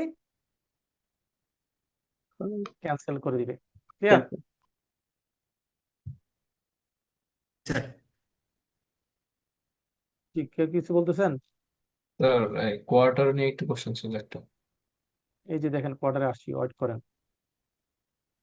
আপনার কোশ্চেন আনসার সব থাকবে, আপনি আমার আগে দৌড়াইলে বিপদ হবে। হ্যাঁ, স্যার আপনি তো আগে প্রাইসিং তো জন্য জিজ্ঞেস করলাম। ওকে। এখন দেখেন person required to enlistment. Enlistment কারা করবে? যারা 50 লাখ থেকে কি 3 কোটির মধ্যে, রাইট, করবে। Yes, sir. এবং তারা কি করবে? ওই কোয়ার্টার শেষ হওয়ার কত দিনের মধ্যে অ্যাপ্লাই করবে? শিখেছিলাম না 30 একটু দিন। আগে? এই যে দেখছেন আছে এখানে। Within 30 days. তাহলে তারা 2.1 ফর্মের মাধ্যমে অ্যাপ্লাই করবে অনলাইনে অথবা ম্যানুয়ালি, করলে সেম জিনিস 3 ওয়ার্কিং ডেজের মধ্যে তাকে কি করবে? সার্টিফিকেট ইস্যু করবে 2.3 এর মাধ্যমে। তাহলে এখানে পার্থক্যটা হচ্ছে এটা 30 ডেজের মধ্যে, কোয়ার্টার শেষ হওয়ার 30 ডেজের মধ্যে অ্যাপ্লাই করতে হবে। ক্লিয়ার? জি স্যার। Yes, sir. এইটার ওয়ার্কিংসটা এখানে দেওয়া আছে, সেটা আমরা ওই সেম এক্সাম্পল, ওইটা জানুয়ারিতে শেষ হয়েছে, এটা কবে? এটা মনে হয় ইয়েতে শেষ হয়েছে, জানুয়ারি পর্যন্ত তার রেজাল্ট আসছে, কিন্তু সে ফেব্রুয়ারিতে অ্যাপ্লাই করার কথা, কিন্তু কোয়ার্টার শেষ হবে কত? জানুয়ারিতে, যখন সে বুঝতে পারলো তার কোয়ার্টার শেষ হবে কবে? মার্চে শেষ হবে না স্যার? জি স্যার। Yes, sir. March থেকে তাহলে মার্চ শেষ হওয়ার পরে আরো 30 দিন, তাহলে কত হবে? এপ্রিলের, April 30। এই যে এপ্রিলের 30 তারিখের মধ্যে তাকে অ্যাপ্লাই করতে হবে। পরীক্ষাগুলো Okay. আসলে এইভাবে আনসার করতে হবে। ক্লিয়ার? জি স্যার। হ্যাঁ, বেসিকটা ক্লিয়ার থাকতে হবে। এখানে দুইটা এক্সাম্পল দিয়ে দেওয়া আছে, আনসার ওপেন করে দেওয়া আনসারটা।